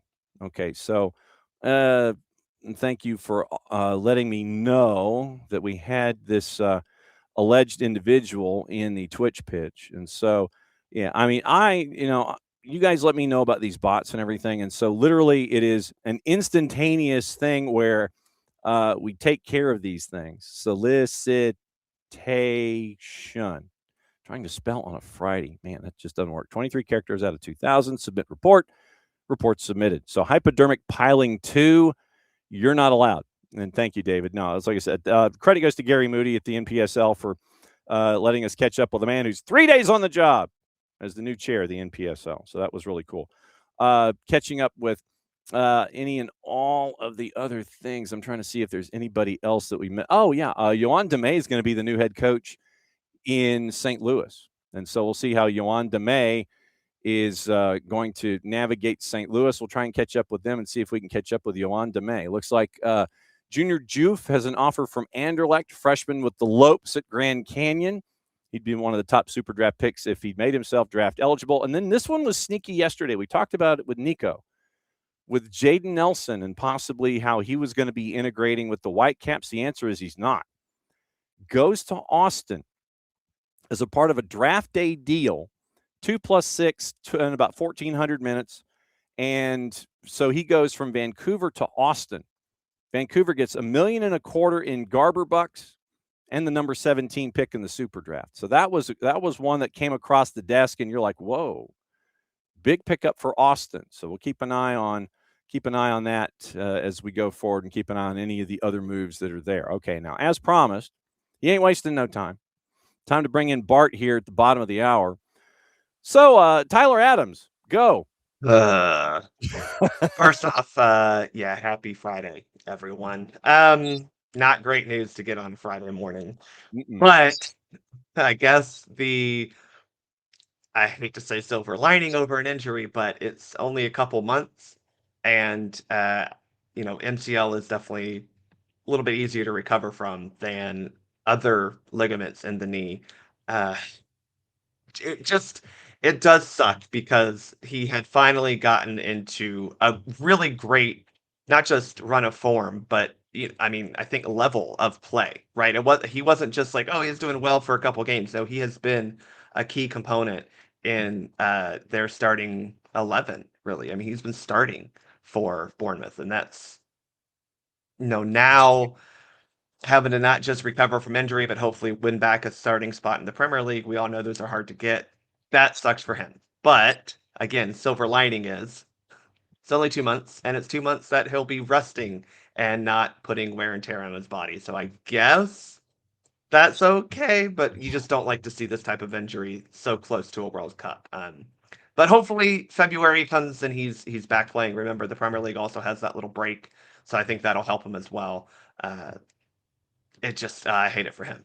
Mm-hmm. So then from a national team perspective, what are we staring at position-wise or surrounding how this would affect anything that Mauricio Pochettino would like to do going forward? Well, I think we saw this in some of the fall friendlies, right? We had Tanner Tessman and Aiden Morris play there. We also saw Christian Roldan playing there. So for me, it hurts the team because Tyler Adams is a better player than all of those guys, right? Just factually, Tyler is a dynamic player at that position, a leader on the field and in the locker room. But we don't have any games until March, right? So if he's healthy and ready to go in March, I don't know if he will be, but fine. I do hope that he gets called into camp regardless, if he can play or not, because I think, and we've said this multiple times on the show, like March needs to be your dudes. This is not an experimentation time. You got to have the guys that you feel like you're bringing, for the summer. And Tyler is absolutely like one of those. I think he's one of the 5 you write and pin on every single roster announcement. But if you can't play, there are guys who are able to step into that position and play not the same as Tyler, but relatively similar in terms of how they play the position. We also don't know what Johnny Cardoso is going to look like when he finally gets back into his form with Atletico. Like there are options there. It's just that Tyler is he's such a great player at that position and so important for this team. Yeah, I mean, when he is out there at 100%, it is lockdown city, and you don't have to worry about it. Exactly. And now obviously people's hair on the back of their neck. You're kind of sitting there going, okay, and you're kind of like, yeah, you're leaning into it a little bit. No, I get that completely. The other thing that I wanted to have you kind of break down here a little bit.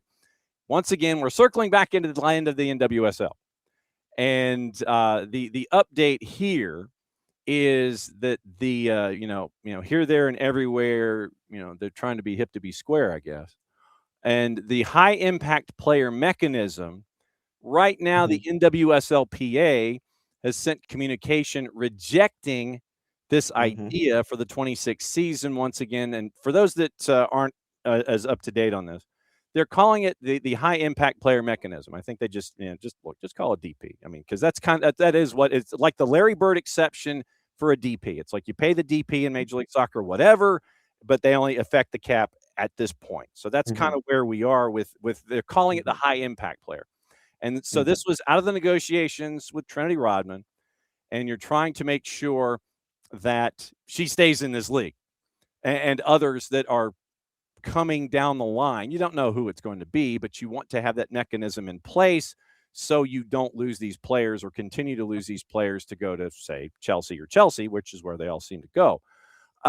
League source said the mechanism was, quote, bigger than one player, and it is NWSLPA Executive Director Megan Burke told Meg Linehan at The Athletic yesterday, quote, there are a lot of unanswered questions, and we don't think the NWSL have clearly thought through all of the practical implementation, end quote.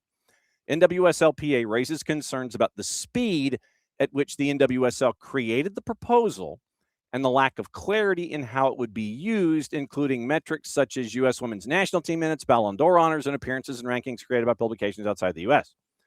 That, I'm gonna bookmark it right there. I think the last time that you and I discussed this, I think you and I came up with and if I'm twisting this, let me know.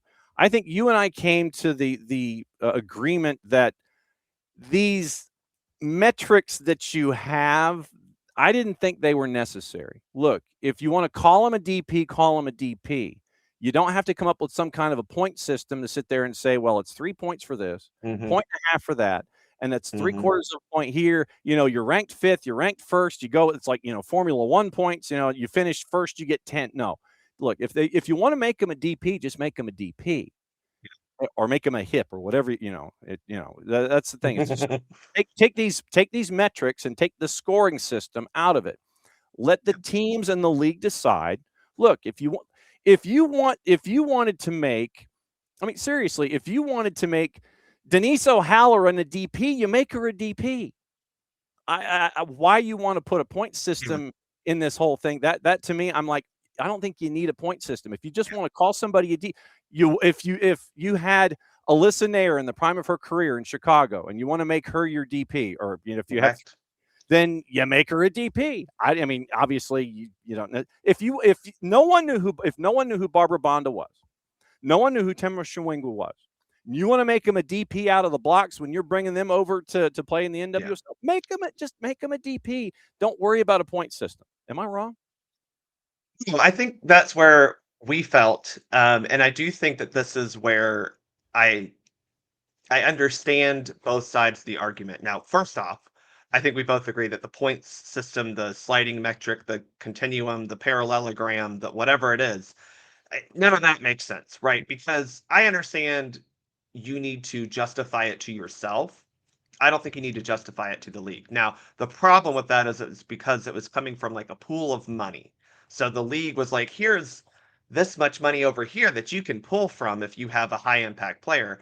Well, if 14 to 18, whatever we end up getting to for the NWSL by 2030 even, teams want a high impact player. Like, my issue is you got a lot of teams dipping into that money to pay for someone. So I didn't love the high impact player mechanism the way they were doing it. And I agree with the PA in that multiple levels why I didn't like it. I'm with you. I think if the team wants to pay the players more money, and say you only get one a team, I don't know, whatever you want to say. Sure. 1 to 3. somewhere. Mm-hmm. I don't know where I got the 3 number from. Well, I don't know what that could have been but, like. but I mean, no, but Just MLS has 3 DPs. So if you just want to sit there and treat it as, hey, professional league over here has 3 DPs. I think that's what bothers me, John, is there's a template. And you say, okay, we're gonna figure out what the max budget charge you could have for a DP or a hit be. I think they're overrating it. Further, I think from going to the NWSLPA's response, they're obviously trying to look out for the players as a whole, right? The Players Association represents all players in NWSL, not just Trinity Rodman and Timo Shiminga and players like that. Yeah, Martha, Barbara So Bond. their proposal of just raise the salary cap by $1 million, in theory, would help all players. It won't necessarily, but you're looking at saying, okay, well, you can add $1 million to your salary charges of your budget charges, I should say, but to each player's salary. That benefits all players, again, in theory, not necessarily, but it does benefit all players because, okay, well, I doubt Spirit's putting $1 million total toward Trinity Rodman, right? But they might want to put some extra bucks toward Croy Bethune or some of the other dynamic players they have specifically on their roster that help them get to an NWSL championship. If you're Gotham, you have, I think, 72 players you brought in over the past year that are some sort of a national team. They've been accumulating Infinity Stones from national. You've got Jaden Shaw, Rose Lavelle, and Esther.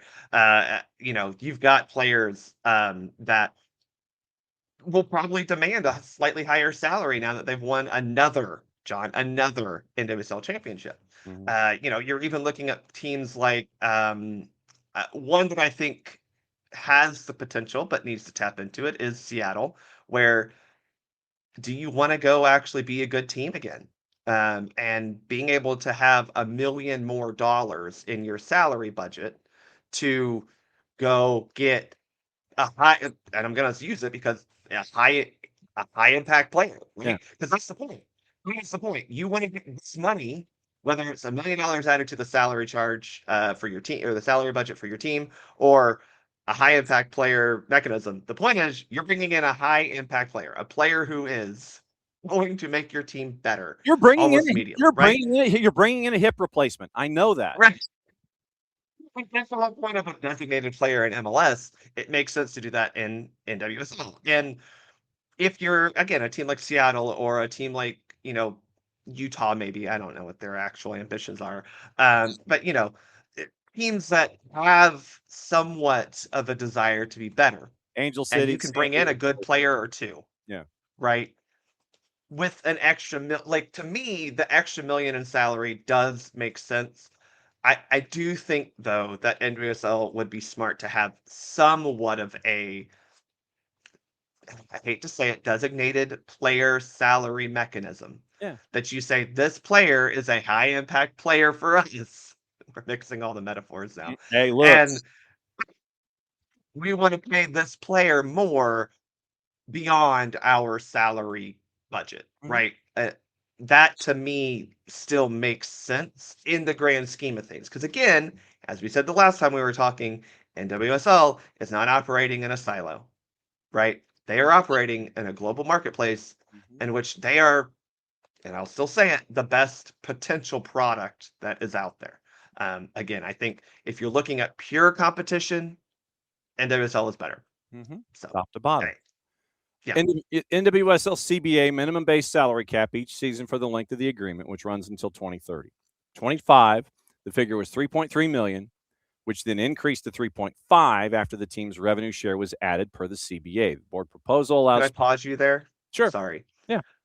What is MLS up to right now? I'm sorry. It's nearly 5. The MLS cap, you mean? Yeah. Sorry. MLS, no, it's okay. No, we're workshopping this, and that's fine. MLS salary cap.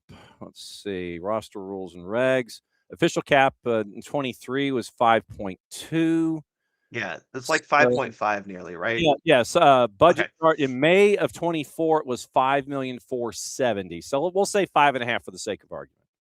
So I think that's an important kind of thing to remember here is that doesn't include the extra money designated players get. So remember, designated players, their charge on the salary budget, right? So if you want, sorry, we're using technical terms on the salary.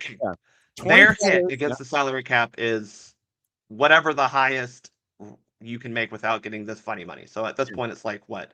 685? Well, actually, no, okay, 714. so Yeah. 743, 750 is the maximum salary budget charge for a single player in Major League Soccer. Salary budget 5,950,000 for roster spots 1 through 20. Remember, you're talking 30 slots, and you have your U22s and things that don't count as much. But 5,950,000, and your maximum for your DPs is 743, 750. You can pay whatever you want, right, up and over that number. That's on you. That DP signature gets you to 743, 750 maximum salary budget charge. A club may have no more than 20 players on the senior roster, subject to season-ending injury list, injured list, and loan acceptance. Clubs are not required to fill roster slots 19 and 20. Clubs may spread their entire salary budget across 18 senior roster players. A minimum salary budget charge will be imputed against the salary budget for each unfilled senior roster slot. So if you don't fill out your 20 and you've only got 18, you're still going to get the league min applied to slots 19 and 20. But 743, 750 is the max that Lionel Messi can go up against the books. Maximum salary budget charge for a single player. Then you get into allocation money and all that kind of stuff. But there's a number that's set off the top. If you want a hip replacement in the NWSL, set that kind of a number to go with that kind of a cap. And if you, NWSL owner, want to spend more than whatever number you want on a player, I think you should be able to do that, because then once again, to your point about where the NWSL is as a league, if the NWSL top to bottom is the most competitive league in the world, then you will have those that want to invest in this league, whether they're playing in it currently or not, see blank, Arthur. You're going to have these folks that are going to want to invest in this league, invest in these players, and make this league continue to grow. But right now you're looking at this hip replacement number. And to me, I don't need rankings. Just set it as a thing like they do over in Major League Soccer. Give it that top dollar amount. Figure out your Berman bucks to how you're going to try to combat any budget charge over 743, 750 equivalent, and then go from there. Like I said, I don't think we're speaking out of school here. Well, and here's the thing again with the Players Association, and if you're looking at the league as a whole, I do understand wanting to avoid the mind-numbing banality and intricacies of the MLS roster rules and salary rules. I totally get that. NWSL has in the past couple years implemented Berman bucks, right? So you do have am, gam, wham, thank you, ma'am. Yeah. And actually, it's bam. It's not bam. It's not quite the same as like with MLS and all of its tam, gam, whatever. But it is, it's basically that, right? Like you can trade money to go get players, right? And remember also NWSL has a net transfer rule where the money you spend on players coming in has to be, I forget what exactly the percentage is, but like you can't spend more basically than coming in than you do going out, which is a whole nother silly thing in my opinion, but whatever. They're kind of adopting these because I do understand to an extent that they need to be able to spend more money. That's just what it comes down to. You have to spend more money. Problem is, a lot of that is not going to players.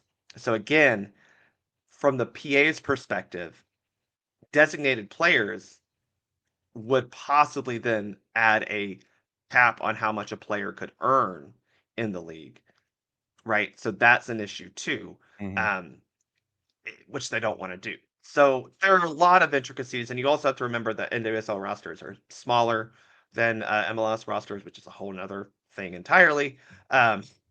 But I get what the PA is trying to do here. They're just saying, why don't we just increase the salary cap to $1 million, right? And that allows you per team to say, okay, well, you know what, Trinity, you get all $1 million of this, right? Or you could say, actually, hey, we're adding $100,000, $200,000 to X amount of players.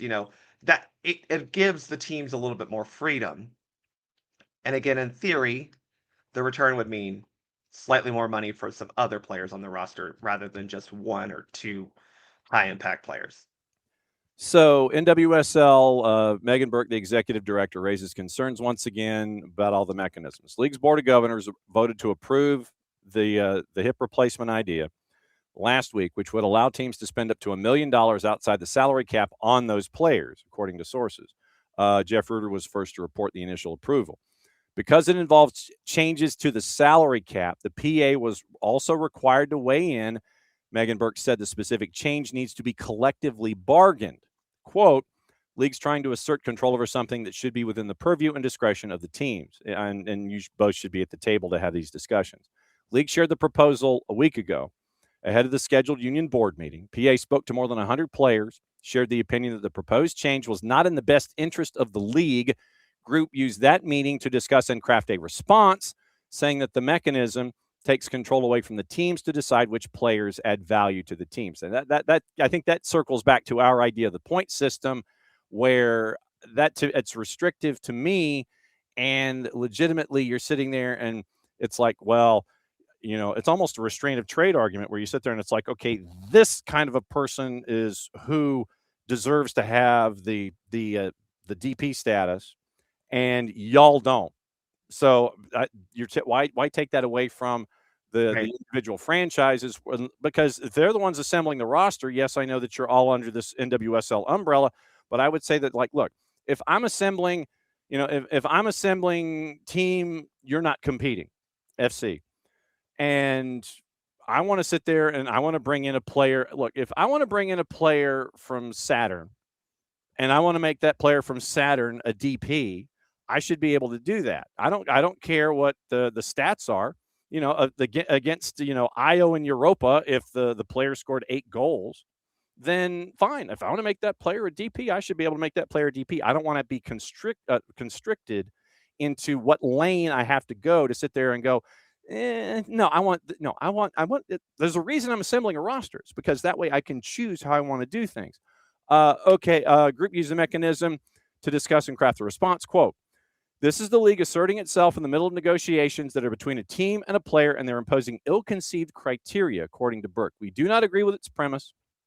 We also find the criteria problematic. Our position is that they cannot unilaterally adopt this, or they exceed the scope of their authority in Section 8.16 of the CBA. That section, I know that this is legalese down here, and I apologize. That section defines the league's salary cap through 2030, states the NWSL may, in its discretion, after consultation with the PA, reduce or eliminate the salary cap charge for certain roster classifications. However, it does not state what that consultation must look like. Then the league comes back, created a plan that gives our teams financial ability to compete. Rule is specifically crafted to attract and retain these elite athletes while increasing compensation to players across the roster. Actively reviewing feedback from the NWSL PA as a part of the consultation. PA sent communication to the league suggesting $1 million salary cap increase instead of subjectively limiting how teams could use that money, which is what they said that the HIP mechanism would do. Megan Burke says what she says. PA's suggestion allows teams to spend as much or as little as they want on any given player above the minimum salary requirement within that last year's salary cap. NWSL does not have a maximum salary ceiling in the current CBA. 25 cap was 3.5, 200,000 addition, which is what we talked about. 2026 minimum salary cap also at 3.5. So, yikes. That's where we are. Burke said increasing the cap is a gamble on the union's part because the free market should and will make it clear what the Board of Governors should do. Resolution from the ongoing rule change would not necessarily guarantee a deal to keep Rodman in the league, nor would it resolve the grievance. Rodman's current contract, signed for $1.1 million in 22, ends in 12 days. Next European transfer window is in January. League sees the hip replacement as a way to keep players in the league after losing Naomi Gearman and Alyssa Thompson. PA holds that it favors European players, does not account for talents like Barbara Bondo, who was the 24 MVP. Megan Burke says that rather than opening a door, they're actually shutting several. Burke, I will say I'm a lawyer. I'm not afraid. There's no harm in using the mechanisms that are available to us to have clarity over the rules of the road and how to interpret the contract. So I don't perceive that to be a bad thing, but we do think there needs to be clarity. Oof. And I think what the Players Association wants to avoid is adding unnecessary caps to player earning potential underneath the HIP designation, right? Which I get. What I do think that they are going to eventually do is I think both sides will come to some sort of an agreement. And I think, you might get some sort of look, here's what I see happening. Okay. If I'm involved.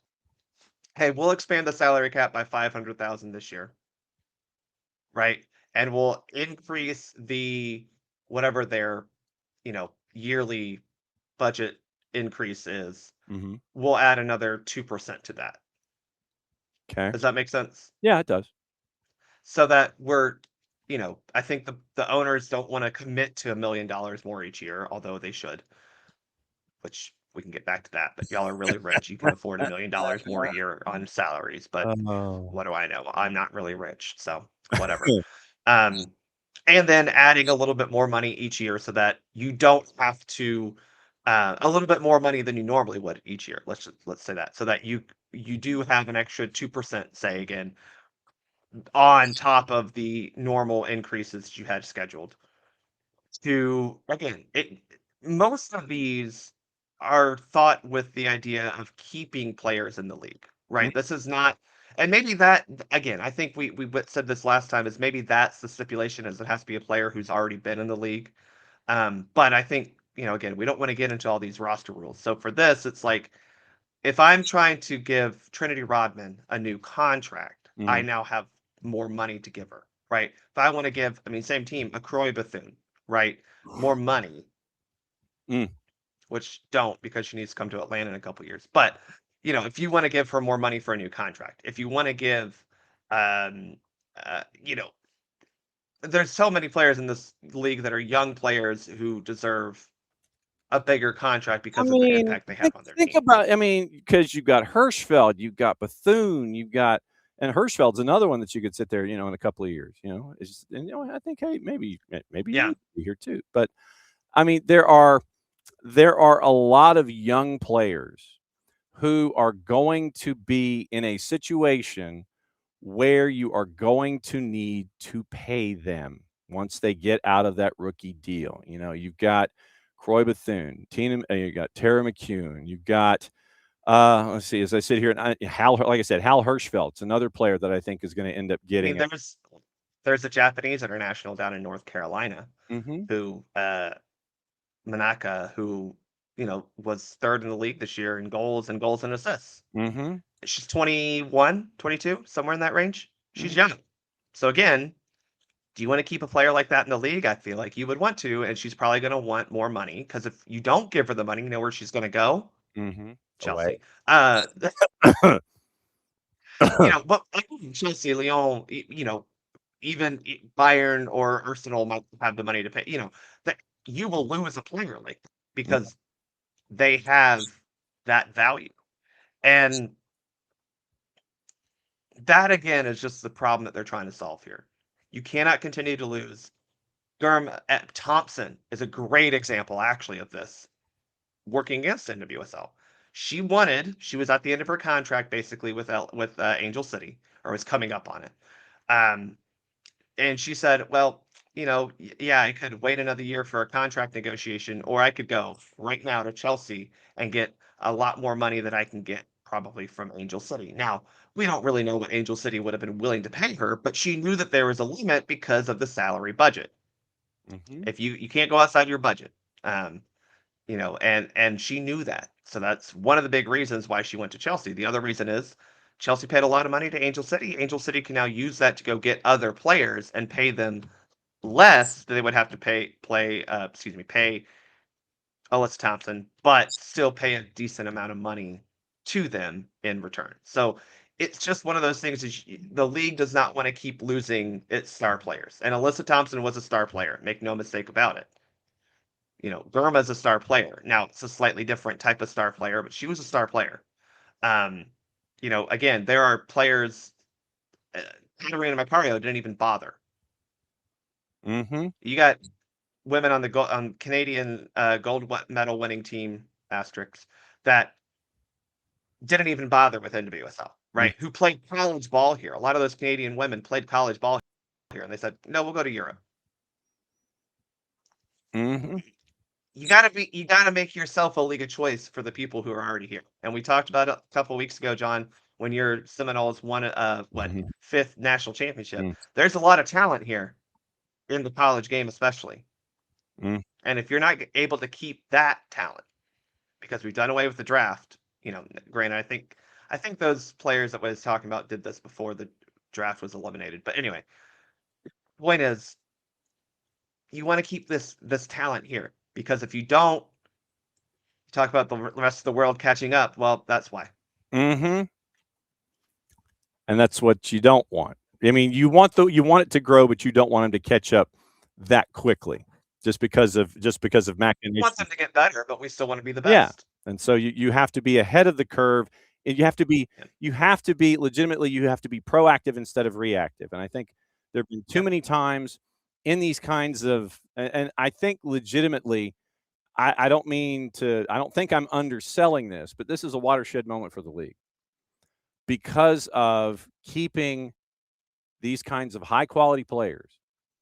You're going to set yourself up one way or the other for all of these high quality players to sit there and go, okay, I have a choice. I can stay at home like Sophia Wilson. So she got her option year and she's going back to Portland for 26. You're keeping those kinds of players, but what you want to do when those contracts expire, you want to find a reason to keep them around instead of having them go across the pond, where Bowley Clear Lake will sit there and it's like, what do you want salary wise? Yeah. Well, and John, also something you don't want to do, and this is the downside of the parity leagues that we have here in the U.S. Right? You don't want Trinity Rodman going to Houston, a team that, or maybe Chicago. I don't, whichever. Don't want to speak ill of them, but these teams aren't very good. And probably would be more, also struggle for ticket sales, by the way. Probably would be willing to offload a couple of players to get a Trinity Rodman, because that's where Washington is. And I do want people to understand this. This is not Washington necessarily saying like, oh, we can't pay Trinity. It's, we don't want to have to sacrifice the team we built just to keep someone who's already on the team. So again, you don't want her going to Utah or Chicago or Houston, a team that is not very good. Just flat out, sorry, they're not. You don't want that. You want your best player. Unfortunately, you do want good teams in your league, and parity is great. That's, again, what makes NWSL the best league top to bottom, is the competition. But you do want Kansas City, and you do want Washington, and you do want Gotham to continue to actually be good, right? Orlando winning and then continuing to be good this past year. That's a good thing for the league. Washington making a couple finals in the past 5 years. Gotham winning 2 in 3 years. Like, those are good things for the league, because you do want people to be able to latch on to teams as neutrals. Like, people in Birmingham, Alabama, who may not be able to go watch an NWSL game. Well, unfortunately, you want them to kind of latch on to the Spirit or Gotham and be like, they're fun to watch. I love that player. You don't want Trinity leaving the league. You really don't also want her to go to a team that's not very good, and then she's stuck on a bad team, not actually producing the way she should. All right. So now that we have discussed the latest here, what are we going to be talking about on Monday? Well, John, I do have thoughts on the Men's College Cup final and an offside or not offside call. We'll break it down. I guess my thoughts are we need to talk it through. Yes. But I'm sure we'll also have some refereeing down here. I'll also, hopefully, after I get done with this, finish editing a podcast episode for There you you go. about all the American soccer attendance articles that my friend Lawrence Dockery posts. We go through the 4 of them that he does, which is the top 25 table. Atlanta's on there twice, by the way. American club attendance standings, Atlanta's number 1. And then the U.S. men and women's national teams attendance as well. So that's what the episode is about, and we can talk more about that on Monday if you want. We can brag about Atlanta being the only team in MLS to appear on the top 25 table without needing the Messi bump. And it is, and also the highest attended MLS match of the year. And non-league stuff. And I believe that Atlanta United's attendance figures are 25% above number 2, if I remember correctly. 41. Oh, that makes sense because, yeah. I think it's 41,000 plus for Atlanta. Then I think the next was 30,000, like 30,750. 31, something like that. Yeah, Seattle. And then Charlotte fell even further this year because, which is weird, their best season yet. Yeah, we'll talk about that on Monday if you want to, John. Absolutely. Because it was fun. And again, we get to brag about our club, despite being absolutely trash on the field, still bringing people into the city. Absolutely. Bart Keeler, SoccerForUSPod, looking forward to episode MCCCIV, if I remember correctly. M is 100, C 3 C's, IV is 4. So MCCCIV. No. Yeah. M is 100, isn't it? I think M is 1,000. Okay, so then it's C is 100. Triple X. C triple X IV.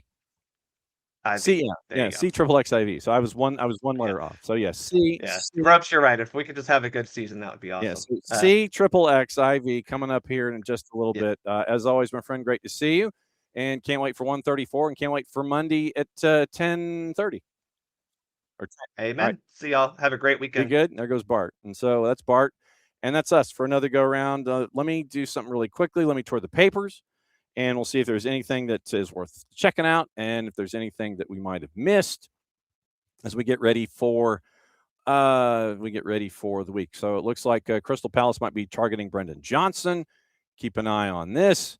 The Guardian's asking, will Wolves go down as the worst Premier League team in history? Probably the answer is yes. Antoine Semenyo is a January target for Manchester United, Liverpool, and Manchester City. City apparently has already started discussions with Semenyo's folks, and so we'll keep an eye on that come January. Crystal Palace is in the playoffs. They blew that lead against KUPS. They had the 1-0 lead on a goal by Uche in the 5th. They gave up 2 goals in 3 minutes from Parizek and Ibrahim Cisse, and then Justin Devaney scores with 14 to go to tie it at 2. But now you add 9 more matches because you drew KUPS in the 27th leg of their campaign. Now you've got to go to the end of February since you are now outside of the top 8. So you get 9 matches in a month. So that's what happens when you don't finish top 8. Saudi Arabia's 2034 World Cup stadium plans are facing delays in cost cutting, desire from the PIF to scale back costs. So we'll see what happens with that. Let's see. We did talk about Carabao Cup last time out in the Gummy Bear and all those kinds of things. We did mention Brendan Rodgers heading to Al-Qadsiya, grabbing that bag. So we'll see what the latest is with that as that continues to go forward. Like I said, I'm touring the papers really quickly before the whistle and the end of yet another week. I think one of the cities that I think Seattle, is, or one of the cities is trimming their fan zones because of the draw that they got. So keep an eye out on that kind of response. Bayern's hit with a partial stadium closure after fireworks were in the stands, but it wasn't 265 pounds worth of fireworks like it was in Colombia. 265 pounds. That's just crazy. Absolutely crazy. 265 pounds smuggled. I know it wasn't by one person, but nevertheless, 265 pounds worth of explosives into a stadium for a final. Let's see. Nothing in that one. So let's see. Like I said, I'm touring the papers. And so really quickly, let's see. Nothing there. Thomas Frank feels supported by the club, even though he is under pressure to perform.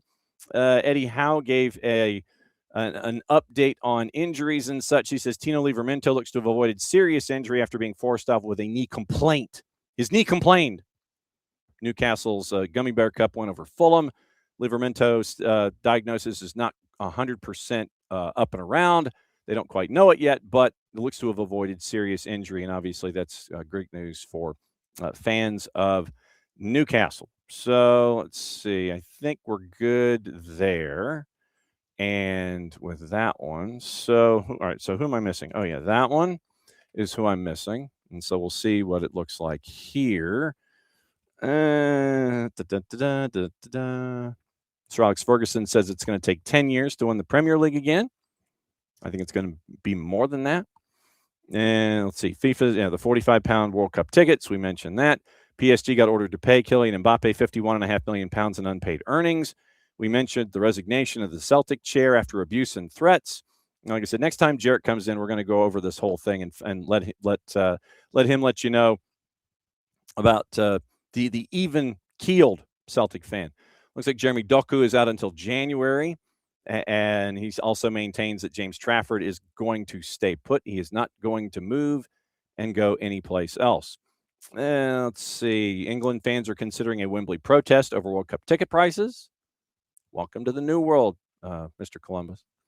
And I think that is going to do it. So once again, it's been another great week. I can't thank Jason enough for filling in on Monday and Tuesday to break everything down for all of you guys. And once again, back on Monday, we'll do it again, and it will be the Abe is on vacation. So understandably so. So Bart will be joining us in the 10 o'clock hour, and we'll break everything down there, and we'll see what else is on Bart's mind, or at 10 o'clock as opposed to 10:30. I don't know why I said 10:30, but 10 o'clock on Monday. So Bart can actually come in whenever he feels. We might start the show off with Bart. So I'll just leave that open to Bart as to when he wants to come in on Monday, and we will break that all down and let you know what happened over the weekend. Remember, AFCON starts on Sunday, and that's going to be crazy every single day that they're going to have stuff going on. 4 matches, no overruns. Go to Fanatis, fntz.co/soccer down here, and that'll lay it all out for you. Broadcast plans once again. It is going to be normal Monday, normal Tuesday. Tuesday, we're actually going to catch up with our friends at AC Boise and find out, as a first-year club, what's it like to come up with a marketing plan in a town like Boise, and jerseys and the whole thing. So we'll find out about, we'll go behind the scenes and do a little marketing 101 with AC Boise, and that will run in the Wednesday show. We're taping it Tuesday, run it on Wednesday, and we'll have Nico on at 10:30 on Wednesday. No show Thursday because that's Christmas. We want you to spend time with family. And on Friday, Nino's going to join us at 10 o'clock in the morning, so that'll be there. So full Monday, full Tuesday, full Wednesday, probably from a hotel. And we'll have stuff from AC Boise, and we'll have Nico Moreno joining us on that day. Then, nothing Thursday, back on Friday. Nino's going to join us there, and that's going to be Christmas week here at SDH. Can't thank all you guys enough for another great week here in and around the sport of soccer. And thanks to the NPSL for letting us catch up with the new guy in charge, the new chairman, Steven Wagoner. Great to catch up with him as we've gone through yet another week here at SDH. Back on Monday at 9:05, and since it is the end of yet another week, you know what that means. We will ropes. Ropes is like, I want Trinity to stay in the league until she can come to Atlanta. Now if we can have a good season. Yes. David, I don't know about this breathing thing that you're talking about. I have no clue what you're talking about. But that'll happen on the beach. I'll watch the boss stare at the golf and do it from the other bedroom. So that's coming up in a couple of weeks. Enjoy your weekend, everybody. Get some rest. Watch a lot of soccer. We'll talk about it again on Monday. Since it is the end of yet another week, you know how we always wrap it up. It is right here. Thanks for hanging out with us for another week on SDH AM. Mucha Platiel, play it safe. We'll see you soon.